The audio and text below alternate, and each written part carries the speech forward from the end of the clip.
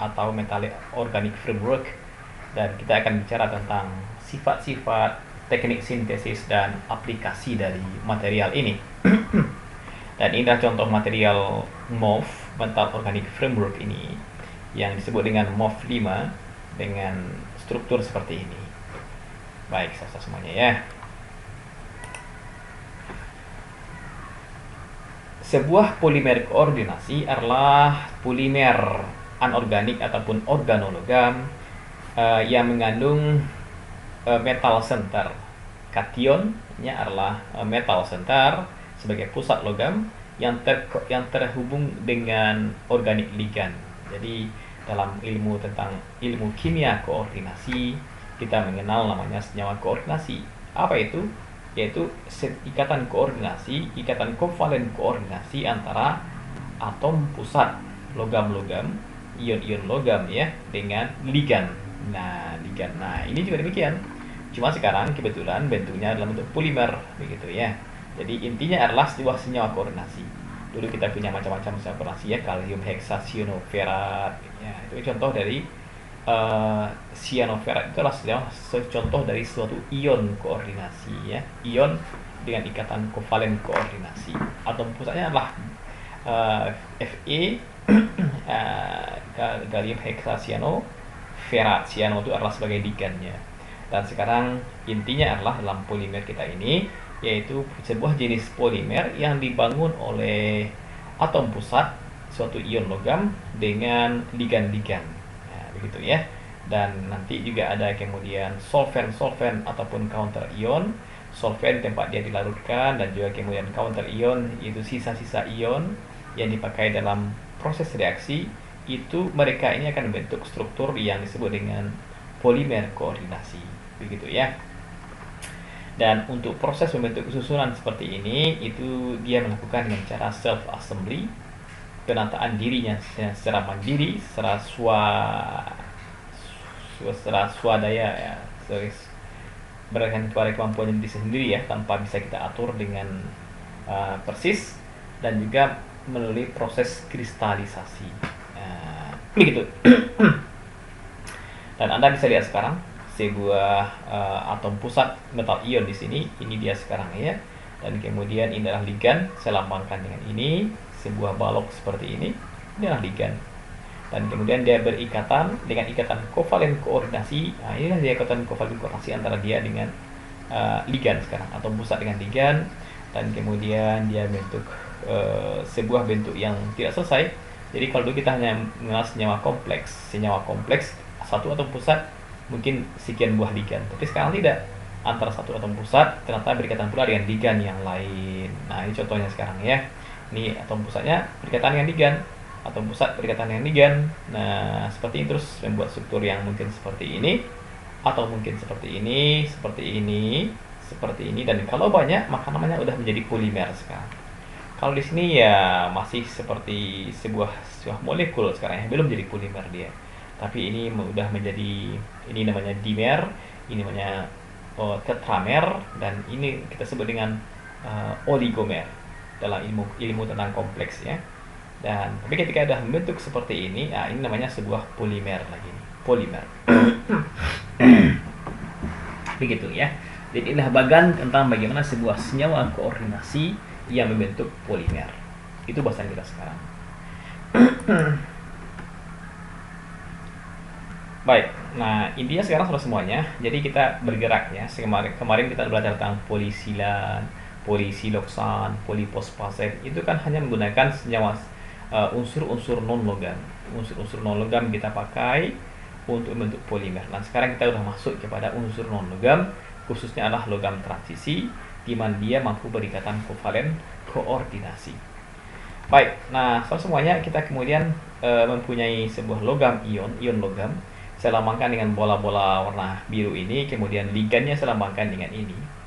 Ini sebuah ligan yang itu senyawa organik ya, dan kemudian dilarutkan, ada pelarutnya di sini nanti, dan kemudian apa yang terjadi adalah dia kemudian berikatan kovalen koordinasi antara atom pusat ini dengan ligan.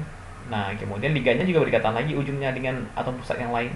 atom pusat lain berdekatan lagi ujungnya dengan ligan. Nah, sekarang dia sudah membentuk sebuah struktur yang tidak ada hentinya yang kita sebut dengan polimer. Dan ini dalam keadaan padat kristalnya nanti. Jadi kalau kita dapatkan kristalnya ya, maka dalam wujud padat itu kita bisa mendapatkan dalam bentuk macam-macam. Mungkin dalam bentuk satu dimensi seperti ini, ya, satu buah untayan. Kemudian ataukah dua dimensi seperti ini, helium, ataupun sebuah struktur tiga dimensi seperti ini, bangun ruang seperti ini ya. Nah, ini adalah contoh bagaimana banyak probabilitas, banyak hal yang mungkin bisa terjadi ketika ligan dan atom pusat bisa berikatan secara polimerik seperti ini. Begitu ya. Kemudian dijelaskan, the repeat unit adalah senyawa kompleks, ya, senyawa kompleks ya, kompleks koordinasi. Dan sebuah senyawa koordinasi itu mengalami extending, itu perpanjangan dalam satu dimensi, tapi dengan cross-link between two or more individual chains, loop ataupun spiral links. Jadi antar intinya ini mungkin ada nanti hubungan cross-link nanti ya. Dan kalau dia membentuk senyawa koordinasi tersebut, ini kan sudah namanya polimer koordinasi ini. Jadi apa yang kita bahas sekarang ini masih tentang suatu polimer koordinasi, yaitu polimer dibangun oleh senyawa koordinasi. Apa itu senyawa koordinasi? Ikatan kimia yang ikatan kovalen yang dibangun oleh atom pusat dengan ligan. Nah, kalau seperti ini namanya polimer koordinasi, masih polimer ya. Jadi mereka semua adalah polimer koordinasi, yaitu polimer yang dibangun oleh senyawa koordinasi, dibangun oleh ikatan kovalen koordinasi. Dan kemudian kalau tidak di sini, ini namanya satu dimensi. Ini namanya susunan dua dimensi. Dan ini namanya susunan tiga dimensi. Nah, kalau dari segi dimensinya ini kemudian kita batasi. Semuanya adalah polimer koordinasi semuanya. Dan khusus yang dua dimensi, apalagi yang tiga dimensi ini, inilah yang disebut dengan MOF, Metal Organic Framework, ya, kerangka jaringan organik, yaitu ligan dan metal sebagai atom pusat. Begitu. Nah, kemudian mari kita lihat lagi sebagai penambah pemahaman ya. Pertama, dia bisa berwujud dalam bentuk satu dimensi. Ini satu dimensi, ini adalah dua dimensi, ini adalah atom pusatnya, ini adalah ligan yang menghubungkan ya, atom pusat ligan dalam bentuk satu dimensi. Bisa juga dalam bentuk dua dimensi seperti ini, untaian lembaran dan bangun ruang untuk tiga dimensi seperti ini. Dan dia bisa berbentuk kristalin dan juga bisa berbentuk amorf. Jadi kalau seperti ini satu dimensi amorf, inilah dia sekarang bentuk yang tidak beraturan. Kemudian kalau dua dimensi adalah ini, ya dua dimensi sekarang ya. Dan yang ini dalam bentuk amorfnya adalah gambar yang di sebelah kanan. Ini adalah hal yang mungkin dalam bentuk organik, berbentuk polimer yang kristalin ataupun amorf, baik yang satu, dua ataupun tiga dimensi. Dan ini adalah legendnya ya, adalah organic brick, inorganic brick yaitu atom pusat, dan ini adalah organic ligan, tangkainya ini adalah organic ligan, dan dia bentuk struktur seperti ini. Dan tadi saya katakan ya, kalau dia dua dimensi dan tiga dimensi, maka itu kita kasih nama baru yaitu metal organic framework. Metal organic framework yaitu kerangka jaringan, kerangka organik logam, kerangka organik logam. Ini adalah kerangka, ini adalah organiknya, dan yang peta ini adalah metalnya. Begitu. Dan kemudian ini adalah ilustrasi yang lain ya, bagaimana antara metal dengan ligan, metal ligan seperti ini membentuk sistem satu dimensi ataupun dalam bentuk dua dimensi, dalam bentuk lembaran seperti ini. Ini metal ligan dalam ini bisa kembali ke atas, ke kiri, ke kanan ya. Maaf, ya dalam satu lembaran nih, arah ke sini seterusnya. Dan kalau ini adalah tiga dimensi, di mana dalam arah sumbu X, sumbu Y, dan sumbu Z semuanya berkembang. Dan dua dimensi, tiga dimensi kita sebut dengan MOF, ya, MOF. Baik, apakah MOF itu? Jadi kita bertanya sekarang, apa tuh MOF? Maka tadi udah jelaskan ya, bahwasanya MOF itu adalah polimer koordinasi yang dua dimensi ataupun tiga dimensi.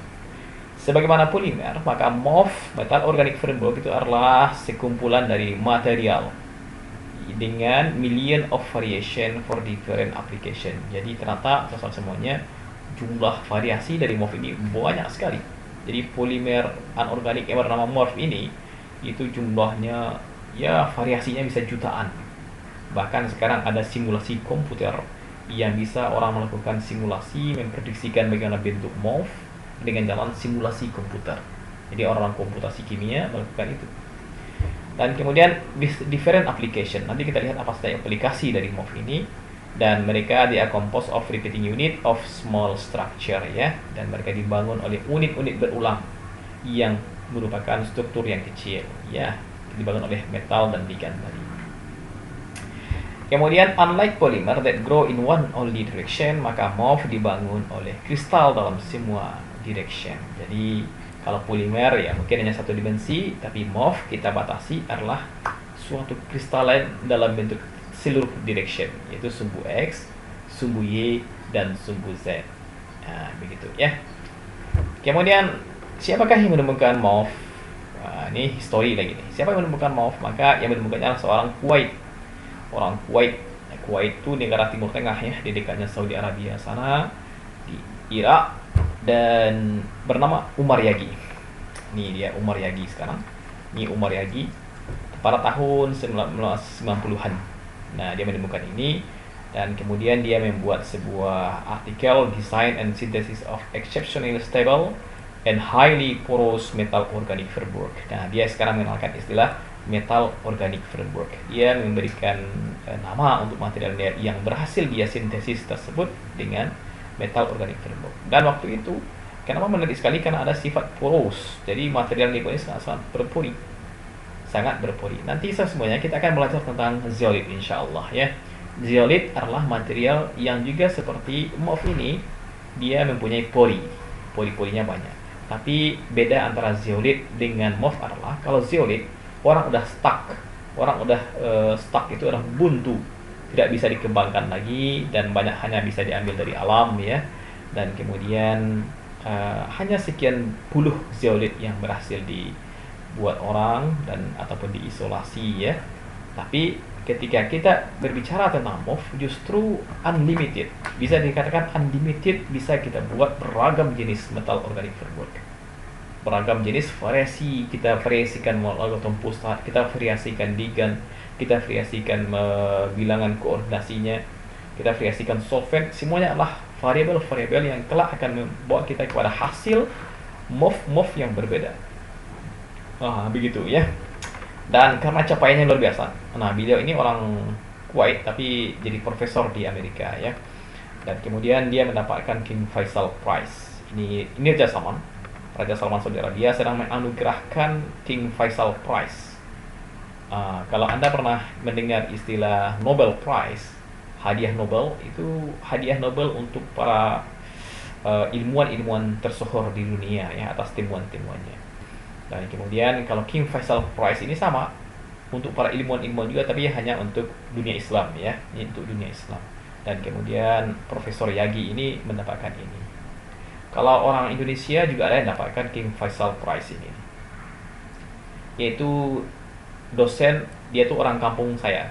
Jadi satu SMA beliau itu di Bukit Tinggi, SMA 4 kalau nggak salah. Tapi beliau tuh orang Pekan Kamis, Kabupaten Agam ya, dekat Bukit Tinggi 5 kilo. Itu namanya, ada yang tahu namanya? Beliau sekarang profesor di Universitas Islam Antarbangsa dan beliau kepala pusat kajian halal di sana ya. Dan kontribusinya adalah tentang halal research.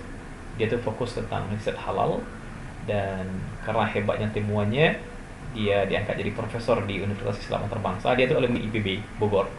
Dan kemudian beliau sekitar setahun yang lalu, 1,5 tahun yang lalu ya, beliau mendapatkan King Faisal Prize ini dari Raja Salman.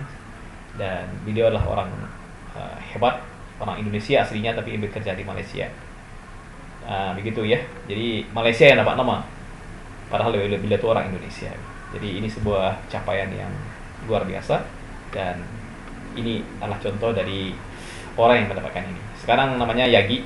kalau orang Malaysia itu dia itu fokus dalam kimia pangan ya, kimia tentang pangan, ilmu pangan. Dia itu dari alumni ITB Bogor. Ada yang tahu namanya siapa? Nggak ada tahu? Namanya Irwandi ya, Irwandi Jaswir. Nanti coba dilihat di Google, Profesor Irwandi Jaswir, seorang profesor kimia halal dari Universitas Islam Antarabangsa. Beliau sering ke UNB ya, memberikan seminar. Baik, nah inilah Umar Yagi. Ini nama Arabnya Umar Mu'annas Yagi. Umar Mu'annas Yagi namanya, lahir tahun 65, seorang ahli kimia Amerika. Nah, beliau ini orang Amerika, tapi aslinya adalah Kuwait, kerja di sana. Dia ini menemukan MOF, dan Anda lihat inilah dia sekarang, Umar Yagi, dan dia masih hidup sekarang ya. Dan dia menemukan MOF dengan macam-macam. Ini yang di meja ini adalah struktur dari MOF yang dia buat. Dan apa guna MOF? Macam-macam, untuk katalisis kah, untuk CO2 capture, menangkap CO2, untuk penyimpan energi, untuk separasi ya, ataupun untuk kemudian medis dan sebagainya. Itu potensial dari MOF. Nanti kita lihat lagi apa gunanya secara lebih detail nantinya. Baik, kita kembali kepada struktur MOF. Ini adalah MOF, Metal Organic Framework. Metal organik. Jadi ini metal, ini adalah organik. Ya, jadi ada dua ya, metal dan organik, dan inilah framework yang mereka buat. Jadi kombinasi dari metal ditambah dengan ligan-ligan organik akan menghasilkan kombinasi ragam-ragam. Mungkin sekali adalah struktur 3 dimensi, yaitu MOF sekarang. Nah, lihat sekarang ya. Yang coklat ini adalah logamnya. Ini logam, ya, logam. Yang ini maaf, karena ini logam ya. Kemudian yang ini, yang merah ini adalah ligan. Ini yang bentuk ini dia sekarang nih. Ini dia sekarang ya. Ini adalah suatu rantai karbon, kemudian hidrogen, ini oksigen berarti tereftalat asid ini ya. Dan kemudian berdekatan koordinasi dengan atom pusat, dan dia akan bentuk sistem seperti ini. Ini bentuk ya ikatan terus menerus, metal logam ke atas, kiri kanan bawah, dan sebetulnya ada sekarang jaringan 3 dimensi seperti ini. Dan kalau Anda lihat ya, perhatikan ini ya, ini adalah rongga semuanya, yang ini potensial untuk diisi oleh apa yang bisa masuk. Dan ini kemudian membawa kita kepada beragam macam aplikasi, karena material ini adalah material berpori yang kelak akan bisa untuk diisi dengan beragam hal-hal yang ingin kita isikan. Begitu ya. Dan ini diperjelas lagi, dan ini adalah atom pusatnya, lah ini lambangnya sekarang. Ini adalah ligannya, sebagai tangkai ini adalah ligan, dan kemudian dia bisa berkombinasi dengan jalan seperti ini. metal logam seperti. Nah, metal ligan dengan bangun 3 dimensi seperti ini. Ini contoh bangun saja ya. Dan kalau Anda contoh, apa ini contoh dari ligannya ini bisa seperti ini, maka ligan ini mungkin saja ini adalah ini bentuknya, ada tereftalik ya, benzen dikarboksilat. Ini benzen dikarboksilat namanya ini. Atau bisa juga dengan ligan yang lain. Ada aminnya di sini nih untuk benzen dikarboksilat. Atau dikasih dengan hidroksil, maka beragam pula bentuk yang baru. Atau diisi dengan bentuk yang seperti ini, maka ini adalah pilihan-pilihan variasi yang bisa kita lakukan untuk membuat MOF. Dan kalau gunakan ini tereftalik acid, maka orang dapatkan material untuk storage. Nah, ini orang pakai storage ya, karena dia pori-pori seperti ini. Ini kalau Anda pakai ini sebagai ligan, ini sekarang, maka akan Anda mendapatkan material yang lazim dipakai orang sebagai storage, sebagai penyimpan material tabung, material nanti ya, material gas. Kemudian kalau seperti ini, mungkin dalam hal katalisis dia mungkin bisa jadi. Kemudian isi affinity-nya mungkin untuk keperluan affinity terhadap suatu zat atau gas-gas tertentu. Dan ini adalah tentang fluorescence, sifatnya tentang sifatnya terhadap hal cahaya nantinya. Begitu ya. Dan ini ilustrasinya seperti ini ya. Kalau storage berarti kita mempunyai material lain yang bisa kita sembunyikan, simpan di dalam pori-pori dari MOF kita. Kalau reaksi berarti yang digunakan sebagai suatu maybe untuk katalis, dan ini untuk afinitas mungkin sensitivitasnya hanya pada molekul tertentu. Misalnya sekarang ini ya, Maka yang hanya hijau yang bisa masuk, yang ini nggak akan masuk. Itu namanya sensitivitas terhadap suatu senyawa tertentu ya. Dan kemudian size selectivity sama seperti ini, dimana dengan ukuran rongga yang tertentu, maka hanya yang tertentu pula yang masuk. Maka ini hijau bisa masuk, yang ini nggak masuk karena ukuran terlalu besar untuk masuk ke sini. Ini size selectivity misalnya. Gitu.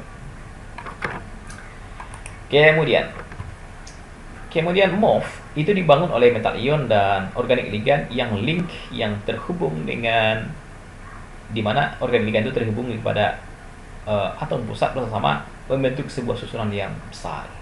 Dan ini adalah ligan-ligan yang saya maksudkan ya. Jadi ini adalah ligan sekarang. Nah, ini ligan kita masukkan tadi, dan ini sebagian contoh ligan-ligan yang dipakai orang dengan beragam aplikasi. Dengan memvariasikan sedikit pada ligan, Anda mendapatkan sifat yang berbeda. Kalau ini Anda gunakan untuk storage, material yang dibentuk nanti MOF dengan ligan ini material storage. Kemudian kalau ganti ligannya dengan hanya variasi sedikit pada gugus benzen di sini, Anda mendapatkan mungkin untuk katalis. Pada si ganti dengan ligan gugus fungsinya pada cincin benzen ini dengan OH misalnya, maka Anda mendapatkan sebuah zat yang sensitif terhadap suatu molekul. Ataupun dengan menggunakan ligan ini, maka bisa mendapatkan sifat fluoresen dan yang lain. Ini hanya sebagian ligan dan sebagian aplikasi dari MOF yang dibentuk dengan memvariasikan sedikit saja pada ligan ini. Itulah tadi kita katakan ya, kenapa kemudian MOF itu hampir dikatakan tidak terbatas. Jadi siapapun bisa membuat MOF, dan dengan jalan apa? Memvariasikan. Apakah ligan yang divariasikan, ataukah gugus fungsi yang nempel sama ini kita variasikan beda-beda. Mungkin sekarang adalah amin, mungkin sekarang adalah hidroksil. Bisa juga Anda ganti dengan menggunakan halida misalnya, Cl di sini, F di sini, ataupun macam-macam gugus fungsi yang lain. Artinya eksplorasi itu tidak terbatas ya. Bagaimana kemudian kita bisa membuat beragam MOF, dan inilah kemudian kenapa MOF ini menarik, karena kita bisa membuat beragam MOF. Dan ini contoh dari beberapa ligan yang terkenal, yaitu asam oksalat, asam malonat, asam suksinat, asam glutamat, asam tereftalat, ataupun trikarboksilat seperti ini. Ini contoh-contoh ligan yang kemudian potensial. Nah, saudara semuanya, Anda lihat sekarang di sini, kenapa mereka potensial? Karena ligan ini ini namanya situs koordinasi. Anda akan tahu bahwa di sini ada atom manakah yang bisa berikatan koordinasi, atom C atau O di sini dengan atom pusat. Ada yang tahu?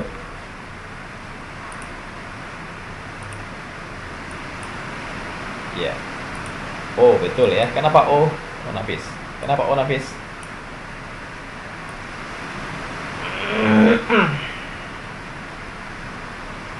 Muat. Iya. Iya. Ada yang saya menambahkan yang lain alasannya?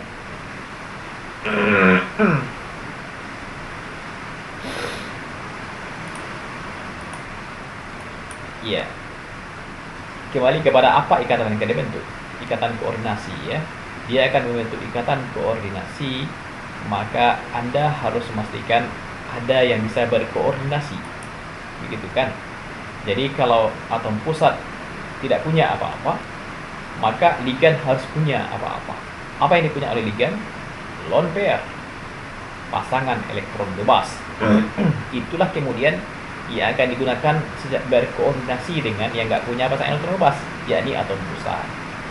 Maka Anda harus fokus pada atom mana yang punya lone pair sekarang. Atom O kata Nafis tadi, benar. Ya, atom O ya. Ini ada dua buah lone pair di sini kan? Ini ada dua buah lone pair di sini. O pun punya dua buah lone pair. OH di sini O-nya ada dua buah lone pair. Tapi nanti OH itu mudah lepas. Namanya juga asam kan? Asam ini mudah lepas hanya, maka kemudian terlepaslah H meninggalkan O- di sini nih. Berarti ada 3 lone pair pada atom O nantinya. Kalau ini ada 2 lone pair pada atom O, 2 lone pair pada atom O di sini, Tapi di sini ketika hanya lepas, maka dia akan menjadi 3 buah lone pair. Nah, pertanyaan saya, kira-kira bagian atom O yang mana yang akan nempel pada metal nantinya, ion logam? O karbonil atau O hidroksil ini?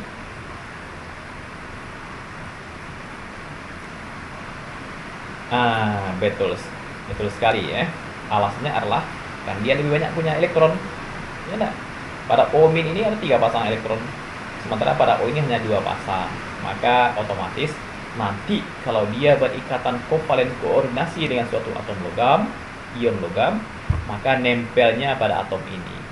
Berarti Anda bisa, saya nggak bisa menggambar di sini, cuma teman-teman ya.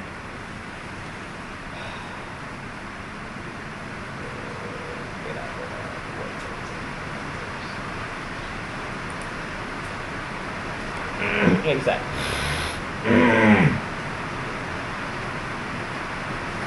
Oh, ini ada nih. Misalnya. Baik. Ini adalah atom logam Anda, dan ini adalah O-nya ada hilang ya, hanya ada hilang dengan ini. Maka inilah kemudian terbentuk ikatan koordinasi dengan ini, atom metal. Kemudian ini juga O-nya hilang, maka ini pun akan mampu berkoordinasi dengan ini. Ya enggak? Belum selesai lagi. M ini adalah banyak dia mempunyai orbital kan. 1 kaki bisa dia bentuk, 2 kaki juga bisa, 3 kaki sampai 6 kaki, maka bisa dibentuk olehnya. Kalau legian kita sekarang punya 2 kaki dari kaki, tapi M ini bisa banyak macam-macam kaki. Anggaplah sekarang punya 2 kaki dia pakai, maka dia akan ligan lagi yang baru, maka ini pun akan bisa membentuk koordinasi lagi dengan ini. Ini koordinasinya sekarang ya. Nah, di sini ada M lagi. Kemudian berkoordinasi lagi dengan ligan yang sama, M lagi dan seterusnya. Itulah yang disebut dengan polimer koordinasi. Bisa dipahami ya. Inilah koordinasi. Dengan jalan seperti ini dia. Dan kita mempunyai sebuah polimer yang ya polimer anorganik yang disebut dengan polimer koordinasi ataupun MOF nantinya. Begitu. Kemudian ini pun sama, Anda tukar dengan asam malonat. Ini asam malonat. Maka ini juga bisa menjadi sebuah ligan karena dia punya paling tidak punya 2 ini. Jadi ini ada O- nantinya ya. Inilah situs koordinasi di mana atom logam nempel di sini nantinya. Nempel nanti di sini atom logam ya. Sama dengan ini juga demikian, ini akan jadi O- nantinya. Ini juga akan tempat nempelnya logam adalah pada atom ini. Berarti ligan ini menjadi linker, penghubung antar logam dengan logam dalam sebuah susunan polimer ya.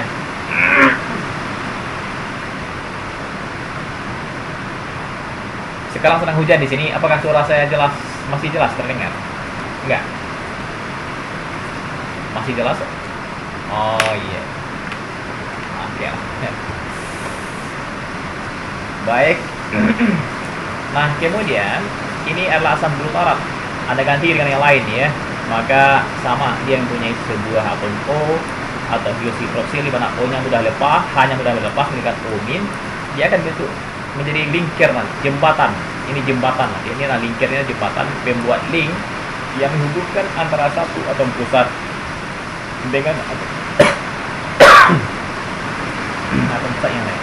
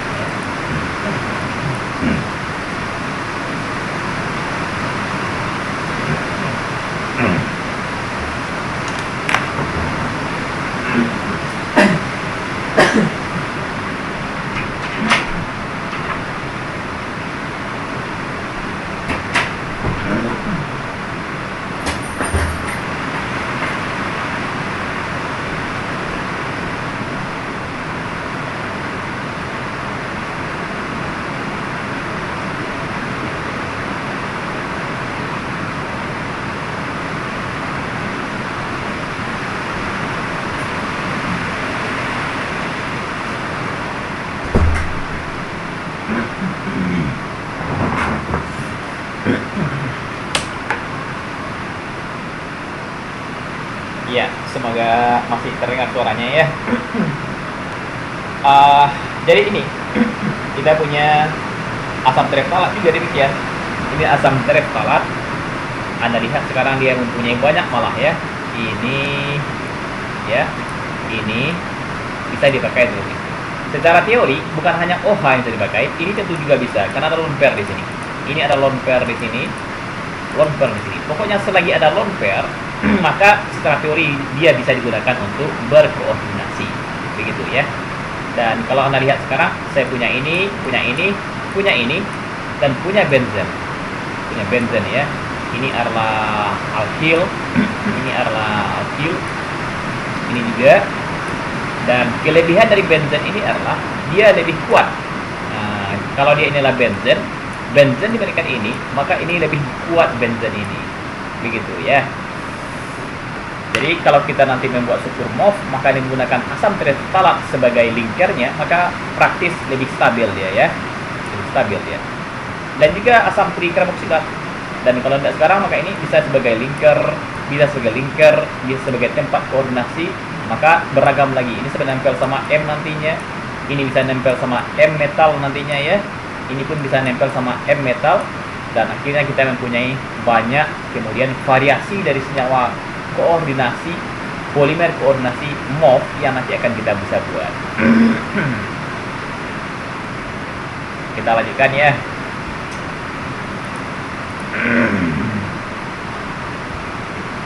Oke,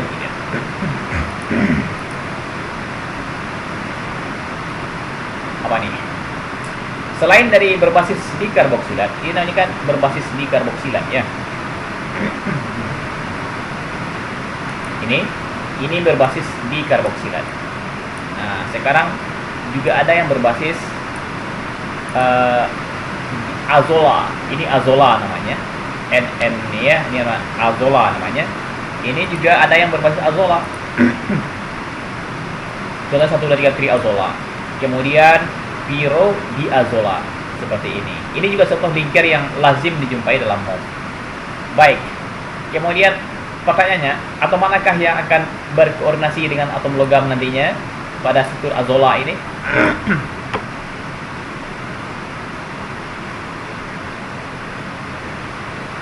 Atom apa?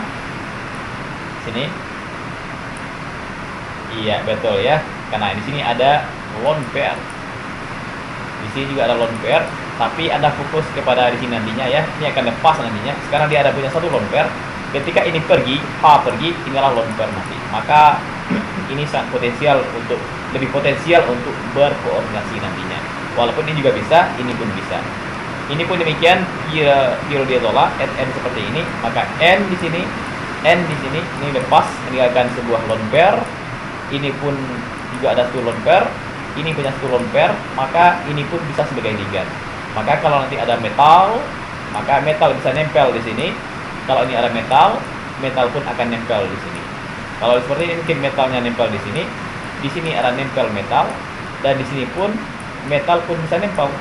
Nah, nempel gabung lagi dengan azola yang lain, ini gabung lagi dengan azola yang lain, ada seterusnya. Ini pun dengan azola dengan ligan yang lain, ini dengan ligan yang lain, dan seterusnya.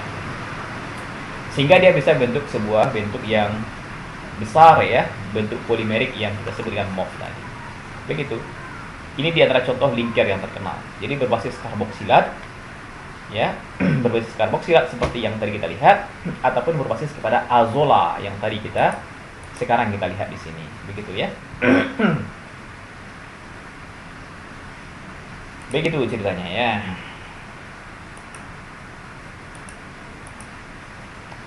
Baik. Nah, semuanya kita perkuat lagi konsep kimia koordinasi kita ya. Anda sudah belajar kimia koordinasi mulai dari tahun pertama sampai dengan kuliah anorganik SSA, maka ini banyak dibentukkan oleh Werner. Di Werner ini yang memformulasikan kimia koordinasi, dan dia juga mengenalkan konsep koordinasi number ya. Jadi bilangan koordinasi ini dikemukakan oleh Werner, di mana pada sebuah senyawa koordinasi kita punya atom pusat kobalt, Dan kemudian Cl2, Cl maupun NH3 di sini adalah sebagai ligan. Ligan ya. Jadi kebetulan di sini ada ligannya, ada 2 buah ligan Cl, 2 buah ligan amonia ini nih, amin nih ya. Sehingga totalnya ini ada 2 buah nih. Ada 2 buah ligan amin, dan kemudian sehingga totalnya kita punya 4 buah ligan, dan ini kita sebut dengan coordination number-nya adalah 4. Jadi bilangan koordinasinya itu adalah 4. Begitu ya. Dan kemudian ini adalah atom pusat tembaga, dia mempunyai muatan 2+, ion tembaga berarti. Dan kemudian ini namanya counter ion ya. Ion yang bisa diionisasikan. Berarti ialah senyawa ionik kompleks, senyawa kompleks yang bersifat ionik. Jadi dalam sebuah senyawa kita ini maka banyak ikatan kimia di sini kan. Anda melihat sekarang bagaimana ikatan ion dan ikatan kovalen ada dalam sebuah senyawa, yaitu kobalt Cl2 NH32 atau 4 ini dan Cl-, di mana Cl- adalah berikatan ion dengan senyawa dengan ion kompleks COCl2 NH3 ini sebuah senyawa ionik.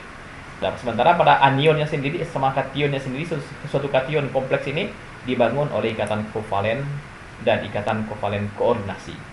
Kovalen pada NH3, koordinasi pada kobalt yang terikat kepada 4 buah ligan, yaitu Cl2 dan NH3.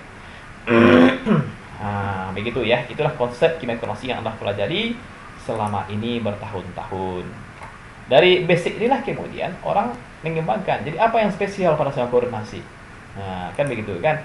Kalau hanya seperti ini, ya ini masih zamannya Werner. Jadi pada zamannya Werner, orang menemukan senyawa koordinasi kompleks macam-macam. Senyawa koordinasi, hanya senyawa koordinasi, belum dibentuk menjadi polimer koordinasi. Dan sekarang dengan bahasan kita tentang MOF, maka kita kembangkan koordinasi tersebut sehingga menjadi sebuah polimer koordinasi. Bagi Anda yang tertarik dengan anorganik, maka tidak jauh ya. Apa kerja orang anorganik? Hanya sintesis. Hampir dikatakan sintesis. Buat ini, buat itu, buat ini, buat itu. Itu kerjaan dari orang-orang anorganik. Jadi kan orangnya buat molekul, buat senyawa baru dan sintesis. Dan dari sekian banyak senyawa pada zat-zat anorganik, maka hampir semuanya pula hanya berada sintesis senyawa-senyawa koordinasi. Jadi tanyalah sama dosen-dosen yang kimia koordinasi, yang kimia anorganik, maka hampir yang dikerjakannya selama dia S2, selama dia S3, itu adalah buat senyawa baru ya. Misalnya Bu Samsi waktu beliau S2 buat zeolit, kemudian Bu Andromeda membuat senyawa organologam.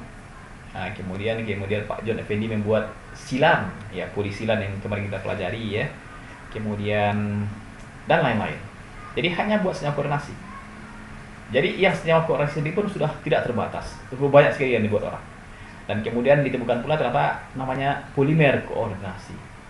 Dan ternyata ramah polimer koordinasi ini tentu lebih luas pula dari apa yang kita tahu orang tentang koordinasi yang selama ini ada. Jadi itulah kerja orang kimia anorganik yang ternyata luas sekali kalau kita ingin buat sesuatu ya. Jadi bagi Anda yang suka sintesis, membuat zat baru, maka kalau di anorganik tempatnya adalah di sini ya, membuat polimer koordinasi ataupun senyawa koordinasi. Baik, kembali kepada apa yang disampaikan oleh Werner, maka kita melihat di sini bagaimana atom-atom logam. Jadi senyawa kompleks dibangun oleh atom logam, atom pusat dengan ligan, dan inilah contoh dari senyawa ion atom-atom pusat logam-logam koordinasi. Apa yang spesial sama dia? Kenapa dia bisa beragam-ragam bentuk senyawa koordinasi yang dia buat? Adalah karena dia mempunyai orbital D seperti ini ya. Dia punya orbital D, dan kalau Anda lihat konfigurasi elektronnya skandium misalnya ini sekarang kan. Skandium, maka ada konfigurasi 4s2 3d1. Ada elemen 3d1. Maka kalau skandium plus ataupun skandium plus 2 misalnya, maka nanti akan kosong di sini, maka akan banyak orbital D yang berpotensi untuk menjadi tempat di mana ligan bisa masuk. Begitu ya. Mungkin ligannya di sini, mungkin di sini. Selagi kamar kosong disediakan oleh logam, maka berapapun yang kosong bisa diisi. Kan begitu kan? Jadi prinsip dari senyawa koordinasi kan ada tamu, ada kamar kosong, begitu. Nah, tamunya apa? Ligan. Kemudian tuan rumahnya apa? Ini, yaitu logam-logam. Dan ternyata kelebihan dari logam-logam transisi ini adalah dia mempunyai banyak sekali kamar kosong yang mungkin. Sesuai dengan jumlah orbital D-nya yang banyak di sini. Mengenai ini ada 5 kamar kosong sekarang kan, maka bisa menampung anak kos sekian pula, sekian orang ya. Begitu. Nah, ini pun demikian. Apakah ini mau dipakai 1, 2, 3, 4, 5, nanti kita lihat macam-macam jenisnya. Jadi intinya adalah pada logam-logam transisi ini dia memiliki orbital D, di mana orbital D ini mampu membentuk nanti kita sebut dengan hibridisasi ya. Hibridisasi yaitu D2, sp3, spt3, D2 dan lain-lain nanti berdasarkan ketersediaan dari orbital D ini. Nah, ini yang spesialnya dari logam-logam transisi yang tidak dimiliki oleh logam-logam utama. Begitu ya. Baik. Kemudian kita lihat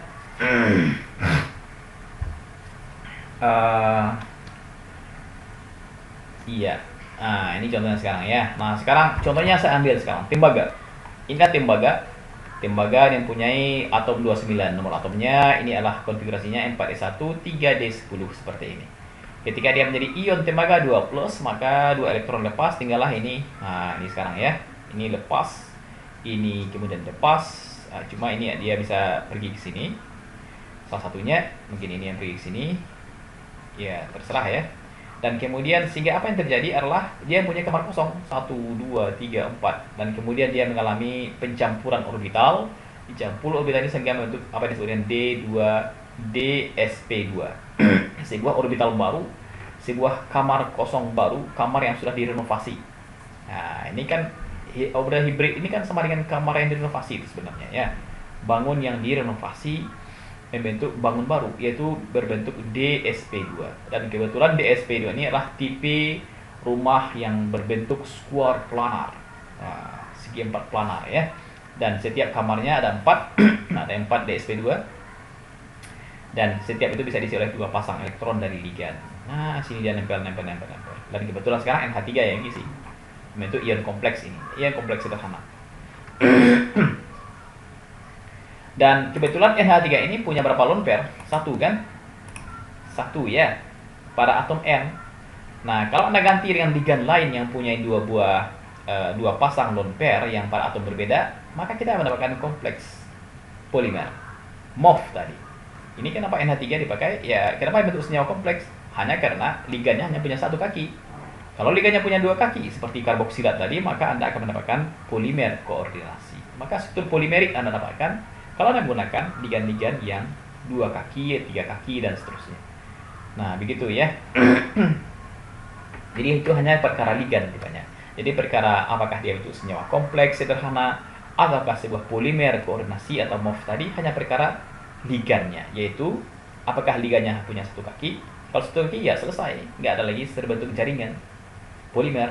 Tapi kalau ada bisa pada suatu ligan punya 2 kaki seperti pada karboksilat tadi, pada asam tereftalat, kemudian asam oksalat dan lain-lain tadi, maka dia akan membentuk struktur yang polimerik.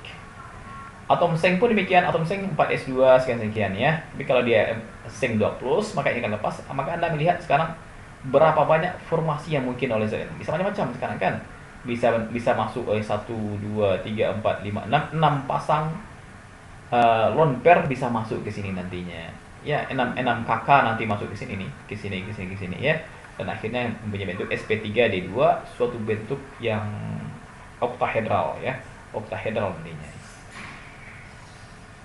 Kemudian juga bersama lain mungkin sp3 bisa juga, kenapa tidak kan? sp3, sp3d, sp2 itu mungkin semuanya. Jadi banyak sekali kemungkinan dengan bagaimana atom pusat dengan kamar yang kosong ini. Begitu ya. Kalau ini DSP2 bisa, SP3 bisa saja, kenapa tidak kan? Mungkin dia pakai ini nantinya. SP3D2 bisa saja.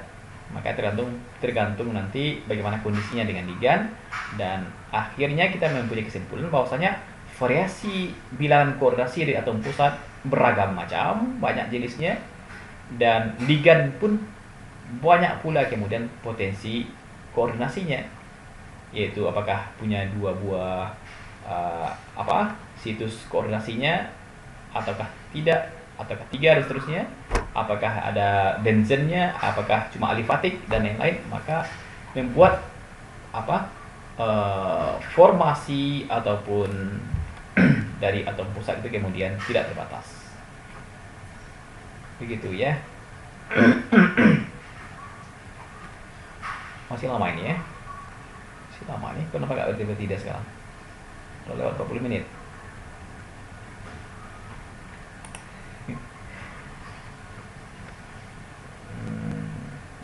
Ini udah 40 menit tapi masih nyala anunya ya. Hebat juga nih ya.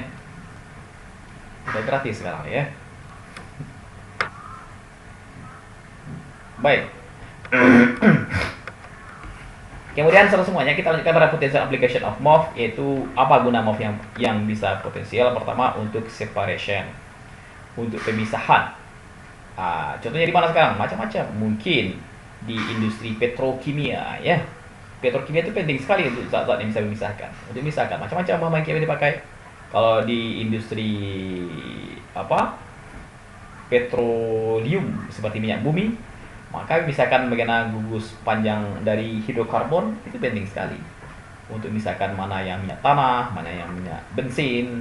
Itu kan berdasarkan kepada panjang ataupun bentuk molekul dari suatu komponen minyak bumi. Kemudian gas storage penting juga nih, bagaimana dengan ketersediaan dari pori-pori pada MOV, maka dia akan bisa menjadi storage sebagai penyimpan material-material lain. Gas misalnya, apakah mau menyimpan gas oksigen, gas H2, gas CO2, itu sudah diuji orang ya, bagaimana kemudian kegunaan dari MOV ini. Gas nitrogen, begitu. Kemudian untuk kebutuhan sensor, maka ini juga MOV-nya bisa digunakan untuk drug storage. Jadi untuk kebutuhan medis, obat-obatan ya, maka orang untuk storage obatnya bisa menggunakan material MOV ini. Dan kalau Anda buat MOV-nya dari bahan-bahan yang edible, bahan-bahan yang bisa dimakan, maka bisa juga misalnya dari asam sitrat. Asam sitrat itu asam pada jambu biji ya, asam pada jambu. Maka itu juga kemudian dibangun dengan suatu logam, ion logam, maka akan jadi edible MOV, MOV yang bisa dimakan begitu ya. Dan kemudian untuk purifikasi pemurnian ataupun untuk katalis, maka itu bisa dipakai. Maka potensial MOV ini bisa dikembangkan.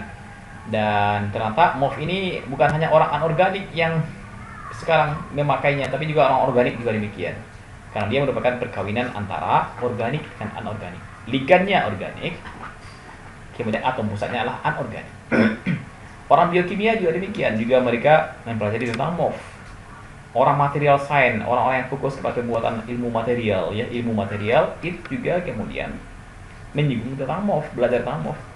Orang-orang elektrochemistry juga demikian, orang-orang farmakologi juga demikian. Artinya dunia MOV ini dunia yang sangat potensial untuk dikembangkan dan dipelajari ya, begitu.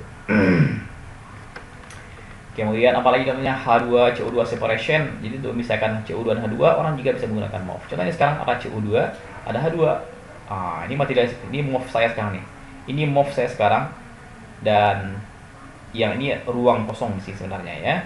Dan ini adalah CO2, ini adalah O2, H2. Maka apa yang terjadi? Maka ketika ini masuk ke dalam pori-pori MOV, maka kemudian H2-nya lewat karena memang kecil ukurannya. Sementara CO2-nya kemudian akan tertahan dalam struktur MOV ini. Nah, ini cara orang kemudian memisahkan antara CO2 dengan H2. Begitu ya.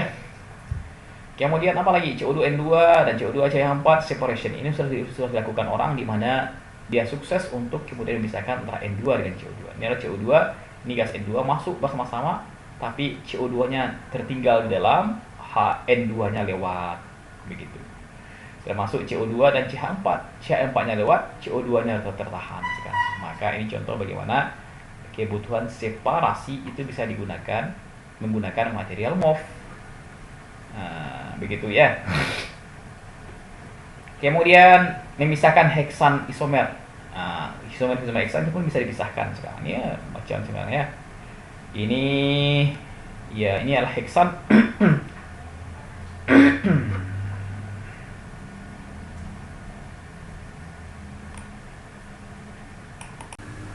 Bismillahirrahmanirrahim. Assalamualaikum warahmatullahi wabarakatuh.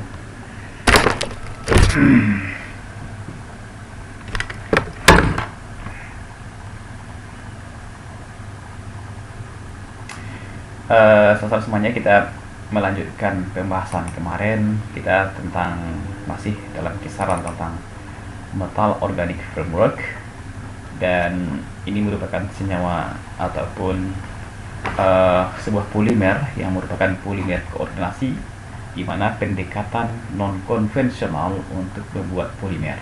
Jadi selama ini kita mengenal polifosfaten itu tradisional sekali, konvensional sekali ya, yang sudah dikenal orang dengan teknik yang dan juga struktur yang biasa-biasa saja gitu. Itu polimer-polimer yang dibangun oleh non logam dengan non logam. Dan sekarang kita melihat logam, terutamanya adalah logam transisi pun ternyata mampu membentuk khazanah polimer yang jauh lebih banyak dibandingkan yang telah kita bahas pertemuan sebelumnya. Maka sampailah kita kepada Metal Organic Framework yang dibangun oleh logam dengan lingkar-lingkar penghubung senyawa organik. Senyawa organik ini apa syaratnya? Haruslah memiliki paling tidak 2 buah situs koordinasi yang bisa menjadi lingkar penghubung bagi dirinya dengan logam-logam pada ujung dan pangkalnya. Dan ini adalah aplikasi yang potensial dari Metal Organic Framework. ini adalah cabang ilmu yang baru berkembang sekian puluh tahun, 20 tahun terakhir ya. Dan dia potensial dengan ini, dan saya kebetulan tidak mengupdate terkini bagaimana penggunaan dari MOF, tapi paling tidak ini yang pernah kita pelajari dahulu, yaitu untuk kebutuhan separasi, purifikasi, drug storage, sensor. Nah, terutama yang beberapa hal di sini seperti separasi, gas storage, purifikasi ini berhubungan dengan sifatnya yang ada pori-pori tersebut sehingga kemudian bisa diisikan, dan dengan kata lain dia sebagai adsorben.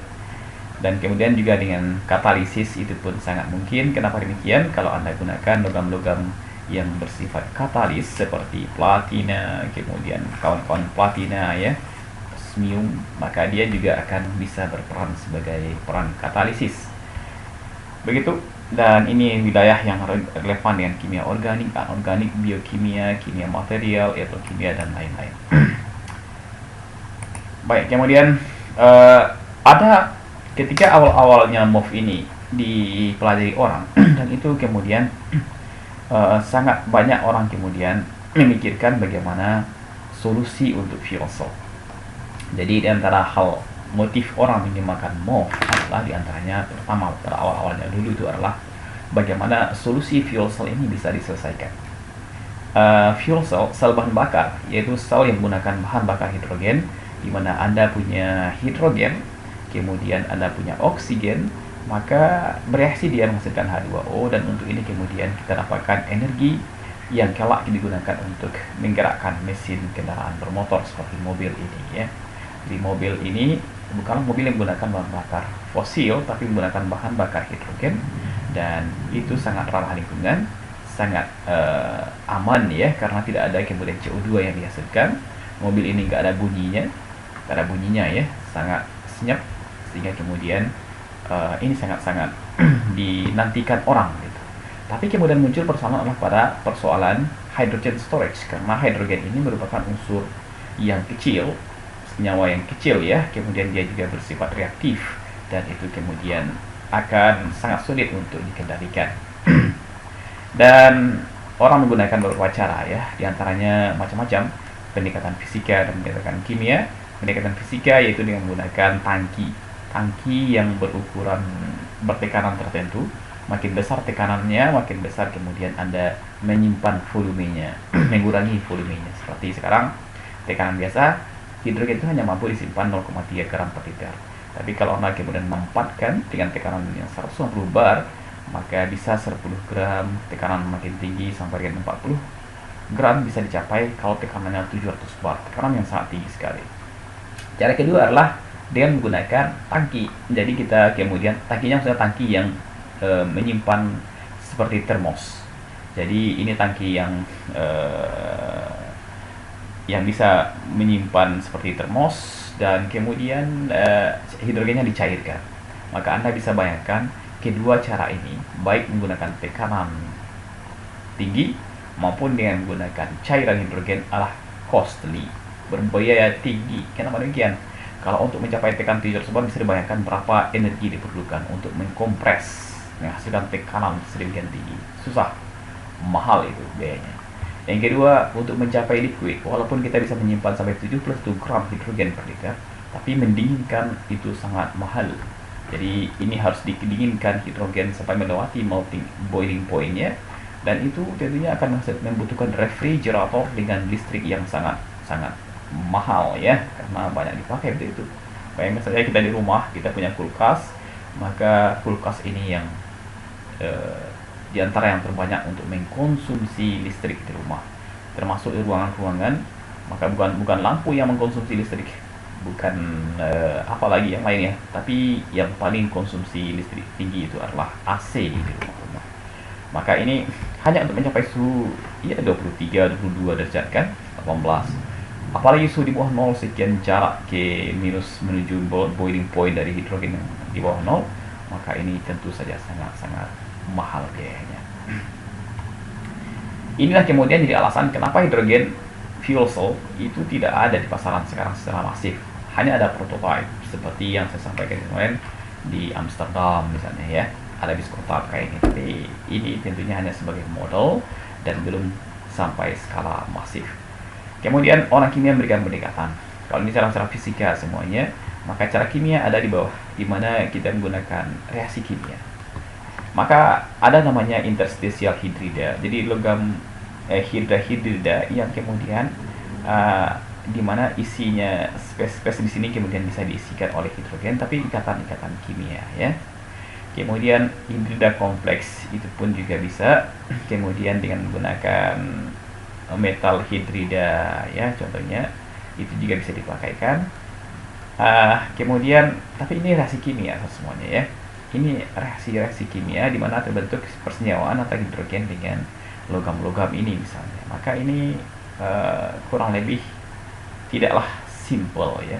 Jadi kita ingin memberikan pendekatan tidak terbentuk reaksi kimia, yaitu ya bebaslah kita dari reaksi kimia ya, mungkin reaksi sampingan. Kalau kita menggunakan logam reaktif yang dengan hidrogen bisa bereaksi, tentunya potensi reaksi samping yang tidak kita inginkan, maka juga akan sangat potensial terjadi. Maka pendekatan dengan MOF adalah bagaimana Anda mendekati dengan fisika dan kimia ya. Pendekatan dengan fisikanya kita nggak ada di sana reaksi kimia, nggak ada kemisopsi di sini, nggak ada serapan karena reaksi kimia di sini, tapi kita menggunakan fisisopsi. Apa itu fisisopsi?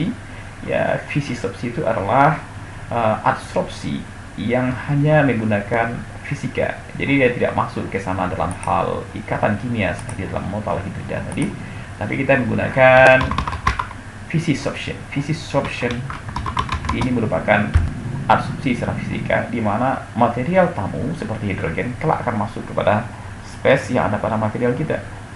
Jadi senyawa tamu seperti hidrogen tadi itu akan berada pada rongga-rongga pori-pori yang ada pada MOF ini tanpa adanya ikatan kimia. Jadi Anda masukkan ke dalam itu dengan jalan kasih tekanan. Sebagaimana di sini kan tekanan diberlakukan kan. Maka untuk memasukkan MOF, memaksa MOF ini ditempati oleh hidrogen yang akan mengisi space kosong yang kita lambangkan dengan bola kuning ini, hanya perlu tekanan. Dan ketika dipakai-pakai pada mobil ini, maka kemudian hanya memainkan tekanan. Begitu MOF dibutuhkan, maka begitu hidrogen dibutuhkan di mobil, maka dikurangi tekanannya, maka dia akan pelan-pelan keluar. Jadi kita hanya memainkan tekanan, baru kita mengeluarkan atau memasukkan hidrogen ke dalam material MOF kita ini. Baik, ya secara teori itu orang sudah sampai kepada 70 gram per H2, ya 70 gram H2 per liter ya. 70 gram maksimal untuk MOF ini. Jadi bersainglah dengan liquid hidrogen ya. Dengan liquid hidrogen, maka kalau selama ini kan ini yang dipakai orang. Jadi kalau Anda lihat tangki-tangki mobil-mobil seperti yang katakan di Amsterdam tadi, jadi mereka punya SPBU juga. Kalau yang biasa bensin yang dimasukkan ke dalam tangki mobil, sekarang tidak menggunakan liquid hidrogen. Tapi saya katakan tadi ini mahalnya luar biasa.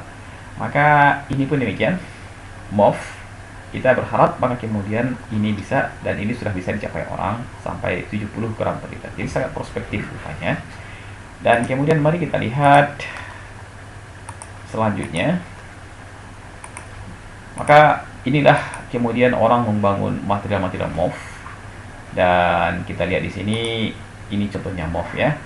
MOF pertama dibangun atau dibuat itu oleh Pak Yagi tadi, Umar Yagi, di mana dia berhasil membuat MOF 5. Nama lengkapnya adalah ZNO4 1,4 benzen dikarboksilat ya. Ini nama lengkapnya, tapi nama pasar, nama mudahnya MOF 5. Hanya dengan cara yang sangat sederhana, ambil zinc nitrat, tambahkan dengan asam tereftalat, dan kemudian mungkin dia lakukan secara hidrotermal ya, masukkan ke dalam autoclave atau gimana, maka dia kemudian berhasil membuat MOF 5 ini. Dan kemudian ini pun dikembangkan orang, jadi banyak peneliti lain melakukannya, tidak lagi menggunakan solvothermal, hidrotermal, tapi juga menggunakan reaksi biasa, juga orang bisa berhasil membuat ini. Intinya adalah membuat ini bukanlah hal yang sulit. Dia menggunakan prekursor yang sederhana, garam nitrat, zinc nitrat itu banyak tidak. Kemudian tereftalat asid juga barang murah, ini murah-murah semuanya ini ya. Ini murah. Maka kemudian dilakukan reaksi tadi, dan kemudian dia bisa mendapatkan material baru yang disebut dengan metal organic framework ini. Dan diperiksa strukturnya seperti ini. Jadi Anda lihat di sini strukturnya adalah dibangun oleh unit-unit tetrahedral. Ini unit-unit tetrahedral Zn di tengah-tengah di sini nih.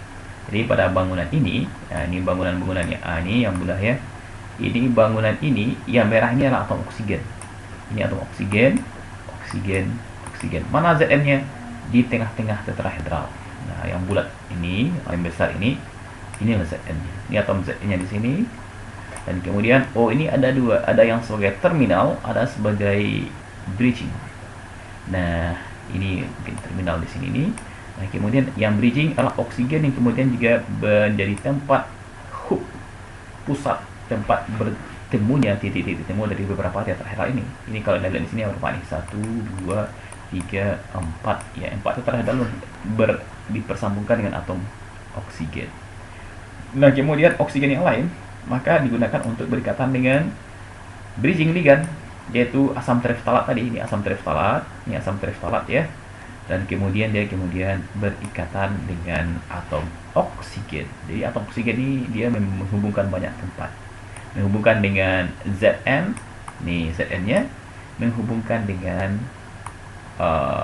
asid, yaitu asam tereftalat organic linker ya, organic linker kita ini. Maka itulah jalinan mereka semuanya dengan bentuk struktur seperti ini. Ini ya, ini sama nih ligand kita nih. Ini adalah unit dari atom pusat atau logam tadi, dan akhirnya bentuk struktur seperti ini. Dan yang warna kuning ini adalah space kosong, lambang space kosong yang kemudian diproyeksikan untuk menjadi adsorben untuk yang dibutuhkan. Maka orang berharap ini bisa menjadi tempat menyimpan hidrogen, walaupun faktanya ini 9,3 sampai 13,8 angstrom. Ini adalah lebar diameter ini adalah 9,3 sampai 13,8. Ya, tentu saja ini belum ideal ya, karena hidrogen ini masih panjang molekul H2. Ini kita H2 ya, ini molekul H2. Berapakah diameternya? Maka sekitar 1/4 dari ini ya. Jadi masih jauh. Jadi masih jauh lebih kecil hidrogen. Jadi struktur ini masih belum mampu mengakomodasi hidrogen karena masih terlalu besar, sehingga hidrogen masih keluar masuk dengan bebas ya. Karena hidrogennya 1/10-nya mungkin sebesar ini molekul hidrogen, dan kemudian dia tidak bisa pas di sini. Dan syarat untuk adsorben semuanya adalah bagaimana Anda bisa membangun sebuah pori yang kemudian ukuran pori ini adalah hampir seukuran dengan zat yang akan diadsorban ya. Jadi Anda akan mengambil suatu gas CH4 atau apa CO2, maka kalau Anda bisa membuat sebuah struktur adsorben di mana pori-porinya itu seukuran hampir seukuran dengan ini, maka dia akan bisa berfungsi sebagai adsorben. Maka MOF 5 belum bisa. MOF 5 belum bisa untuk itu ya. Kemudian orang mencoba yang lain. Tapi dicoba orang juga ya. Dan ketika dicobakan, ya while the hydrogen storage capacity in decent, ya dia pada suhu temperatur ruang hanya 9,1 gram per liter. Ini ceritanya, terasa suhu rendah masih mampu untuk menyerap ini 10% weight ya, di 10% weight dari berat ini bisa dia menyerap hidrogen, tapi ini pada suhu rendah 77 Kelvin, berapa derajat minus berapa derajat bisa dihitung ya. Dan kemudian kalau menggunakan suhu yang room hanya mampu menyerap 9,1 gram per liter. Ini kondisi MOF2 sekarang. Ini membatasi penggunanya sebagai medium penyimpan hidrogen. Kemudian ada namanya MOF 177, maka dicoba lagi sama yang lain. Kalau nggak salah nih Pak Umar juga yang buat, dimana kemudian dia membuat MOF 177, maka modelnya yang lain. Jadi kalau ini model semula, di sini ZN-nya ya, ini dengan model seperti ini hampir kubus, maka sekarang tidak lagi. Sekarang dengan masih menggunakan ZN, tapi dia menggunakan ligan lain. Jadi kalau tadi ligannya adalah BDC, benzen dikarboksilat, maka sekarang dia pakai benzen trikarboksilat. Ini apa nih? Benzen tribenzoat. Ini benzen tribenzoat. Ya. Ini adalah benzen tribenzoat. Ini 3 buah kan? Tri. Nah, ini ligan yang dipakai. Dan ketika itu dilakukan reaksi dengan ZN, saya kira dia menggunakan ZN nitrat, maka dia mendapatkan struktur seperti ini. Nah, ini struktur yang kita dapatkan ya. Dan ini dikasih nama MOF 177. Kalau nama aslinya ZN4 135 benzen tribenzoat. Dan apa lagi?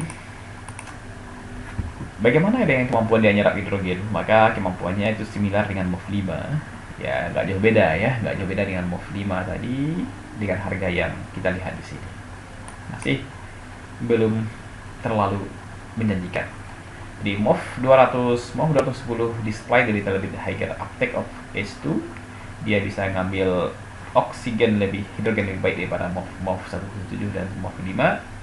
Dan MOF 2 ini cukup bagus dan agak bagus kemampuannya ya. Kemudian kita lanjutkan model yang lain. Jadi orang mencoba menggunakan mil 53 lagi nih. Jadi mil 53 ini adalah ini strukturnya.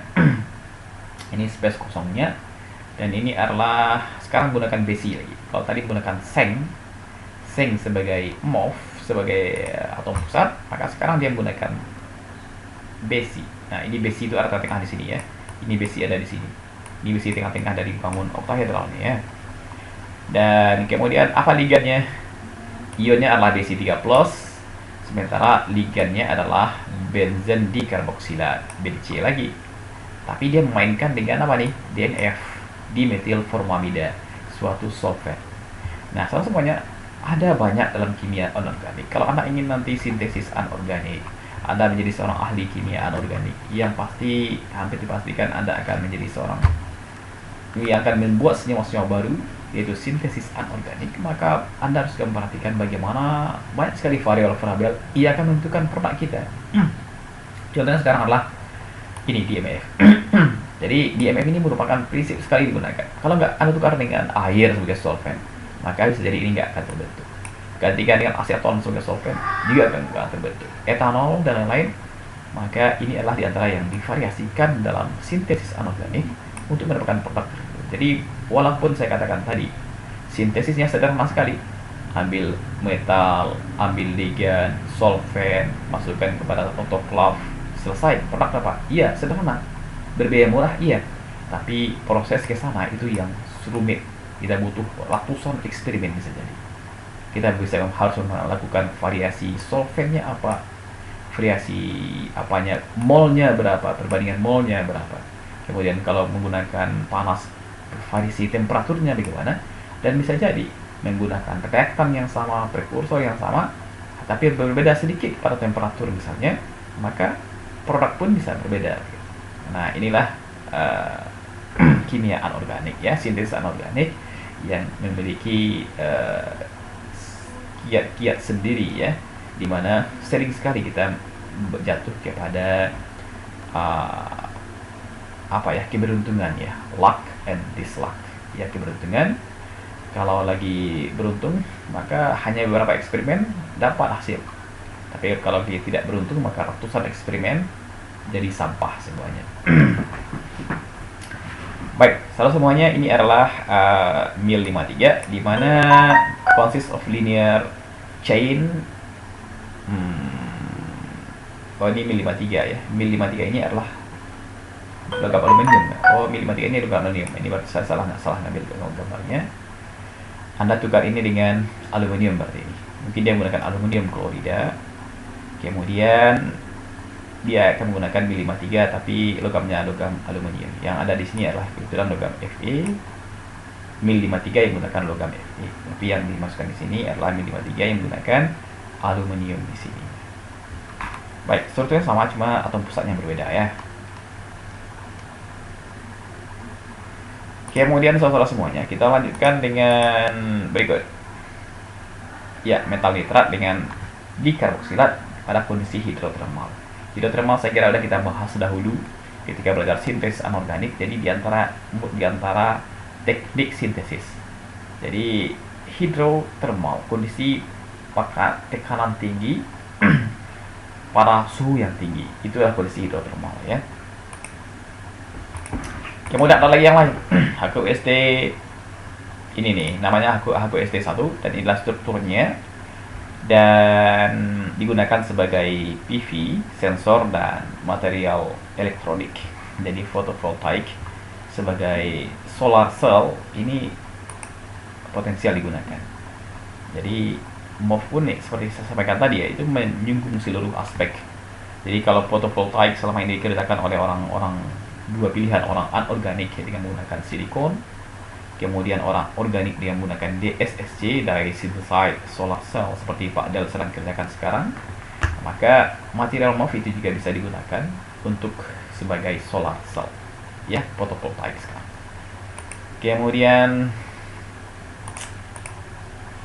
ada juga MOF yang lain ya, ZIF8 contohnya, ini strukturnya seperti ini, dan kemudian dan lain-lain. Itu hanya sekilas dari beberapa MOF yang cukup populer ya, karena itu MOF yang merupakan pionir awal-awal ditemukan. Dan sekarang mungkinlah ratusan atau bisa jadi ribuan MOF sudah dibuat orang dengan berbagai potensi aplikasinya. Kemudian mari kita lihat bagaimana cara buat MOF tadi. Jadi material baru yang bernama MOF ini bagaimana buatnya. Maka ya sederhana ya, dari yang sederhana sampai yang tidak sederhana. Yang sederhana seperti apa? Ya intinya apa? Dalam reaksi anorganik secara umum yang kelak dulu juga kita bahas dalam belajar tentang sintesis anorganik, dia ini dibantu melalui self assembly. Jadi kenapa orang harus melakukan eksperimen variasi sampai 100 kali saya bilang tadi?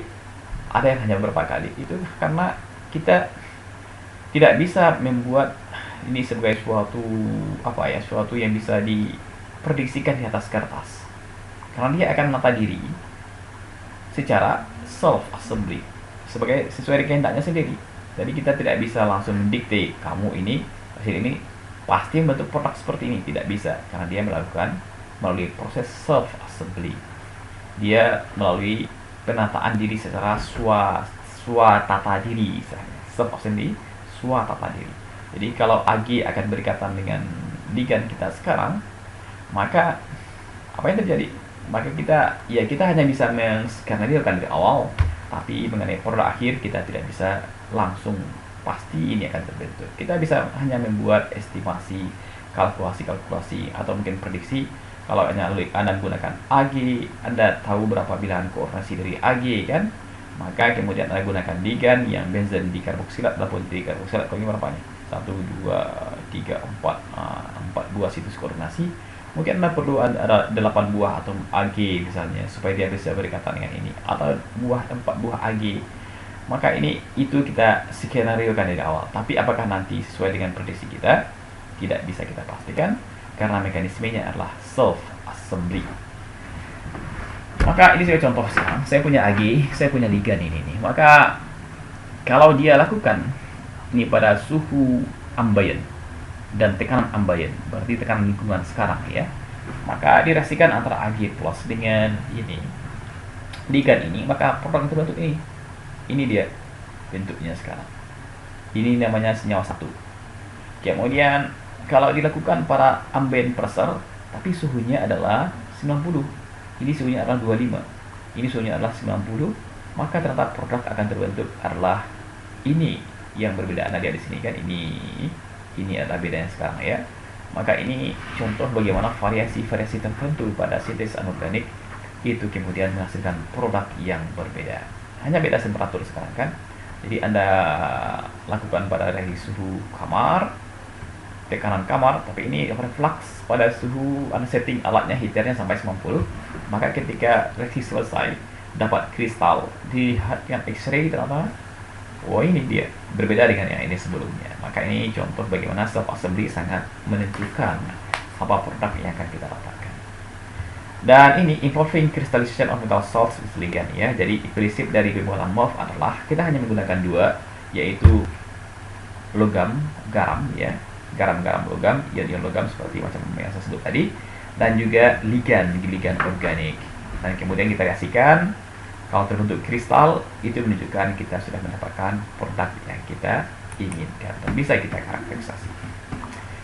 Kemudian mekanisme ini adalah mekanisme rekayasa kristal dan molekular self assembly. Jadi self assembly dan juga rekayasa kristal. Jadi ya kita akan merekayasa ini sekarang kan. Ini contoh dari MOF yang dibuat orang, MOF 5, MOF 74, HQST 5 dan segala macam di sini. Ini contoh MOF yang dibuat orang. Dan kita akan merekayasa kristal. Merekayasa bangunannya seperti apa? Kan ini yang kita buatkan. Dan berarti kita kurang lebih sama seorang insinyur sipil. Insinyur sipil atau seorang arsitek kan juga membuat bangunan. Ini bangunan dia buat rumah, apakah model seperti ini, bla bla bla, maka dia dikatakan sebagai insinyur, engineering. Ya, civil engineering, itu kan teknik sipil. Jadi mereka yang membuat bangunan. Maka orang kimia pun juga demikian. Maka crystal engineering, teknik rekayasa kristal, teknik kristal ya. Teknik rekayasa kristal ini kan kristal bentuknya padatnya biasanya nanti, dan kalau kristal nanti kita akan bisa mengkarakterisasi dengan X-ray dan kita akan mendapatkan bagaimanakah kemudian struktur mereka ini, dan kemudian kita dapatkan struktur-struktur seperti ini pun kita bisa prediksikan dari awal ya. Jadi kalau Anda ingin membuat suatu sorben misalnya, apakah ukurannya sedemikian, maka kita bisa memprediksikan dari awal, walaupun secara final nanti bisa berbeda, tapi secara prinsip rekayasa kristal kita bisa memprediksikan. Mungkin dengan jalan membuat ligannya ini, ligannya 2 kaki kah, ligannya 3 kaki kah, ligannya kemudian mempunyai panjang sekian, ukuran sekian. Itu kan rekayasa namanya. Itu rekayasa di mana kita akan membuat bangunan kristal, bangunan molekul, bangunan polimer yang kemudian mempunyai bentuk yang kita inginkan. Nah ini ya, jadi namanya crystal engineering, rekayasa kristal. Maka seorang insinyur kimia kemudian bukan lagi SSI nanti, tapi insinyur. Wah itulah ya, karena dia akan membuat kristal. Basically, the method used to grow pigment crystal, solvent layering, slow diffusion, slow evaporation, and slow cooling. Jadi ini merupakan metode standar dalam sintesis anorganik. Dan ini pula merupakan dipakai dalam pembuatan MOF. Ya. Jadi Anda menggunakan solvothermal yang dulu kita bahas di sintesis anorganik, yaitu melibatkan autoclave. Alat yang bernama autoclave kita masukkan ke dalam ke dalam apa? Ke dalam minyak panas. Lalu panaskan ya sampai kemudian suhu tinggi, maka tekanan akan naik. Itu disebut dengan solvothermal ya. Jadi solventnya akan menjadi menguap, tekanan tinggi dihasilkan dari itu. Kemudian ada microwave juga dipakai orang. Jadi masukkan prekursor kita tadi adalah microwave, kemudian Anda sinari dengan microwave, maka kelebihan microwave itu adalah reaksinya bisa cepat. Kalau solvothermal ini paling tidak 1 jam, 2 jam sampai dengan 24 jam biasa kita lakukan. Tapi kalau microwave ini itu short synthesis time. Jadi inilah teknik reaksi sintesis yang bisa mempercepat reaksi sangat cepat. Itu hanya menit, 1 menit, 2 menit, 3 menit. Bahkan lamanya microwave itu juga bisa menghasilkan produk yang berbeda. 1 menit dikasih microwave, ini hasilnya.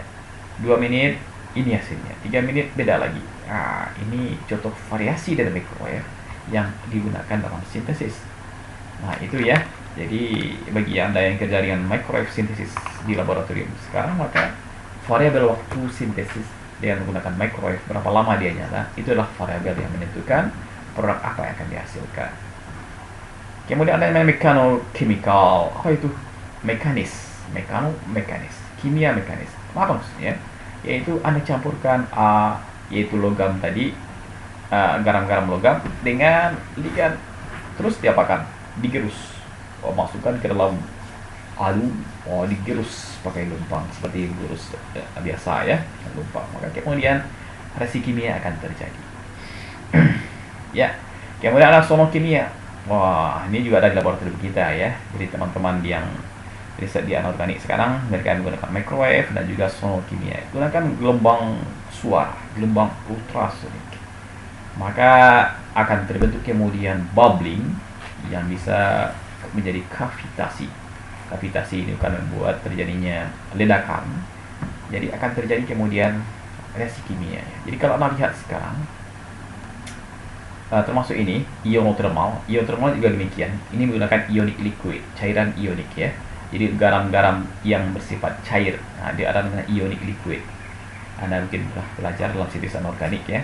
Kita ada namanya ionotermal menggunakan bahan ionic liquid sebagai solvent. Kalau solvothermal, solvent biasa, apakah air ataupun solvent organik lainnya. Nah, kalau ionotermal dia menggunakan garam sebagai solvent, tapi garamnya itu garam cair. Apa itu garam cair? Ionic liquid itu adalah garam-garam yang dibangun oleh kation ataupun anion-anion yang berukuran raksasa sehingga dia nggak sempat mengkristal, dan garam ini hanya cair pada suhu biasa ya. Nah, ini digunakan sebagai solvent, namanya proses ionotermal. Tapi ionotermal dipakai, tapi juga menggunakan suhu tinggi. Nah, jadi kalau lihat 3 ini, 1, 2, 3, 4, ternyata semua sintesis yang ekstrim. Ya, nah, ekstrimnya apa?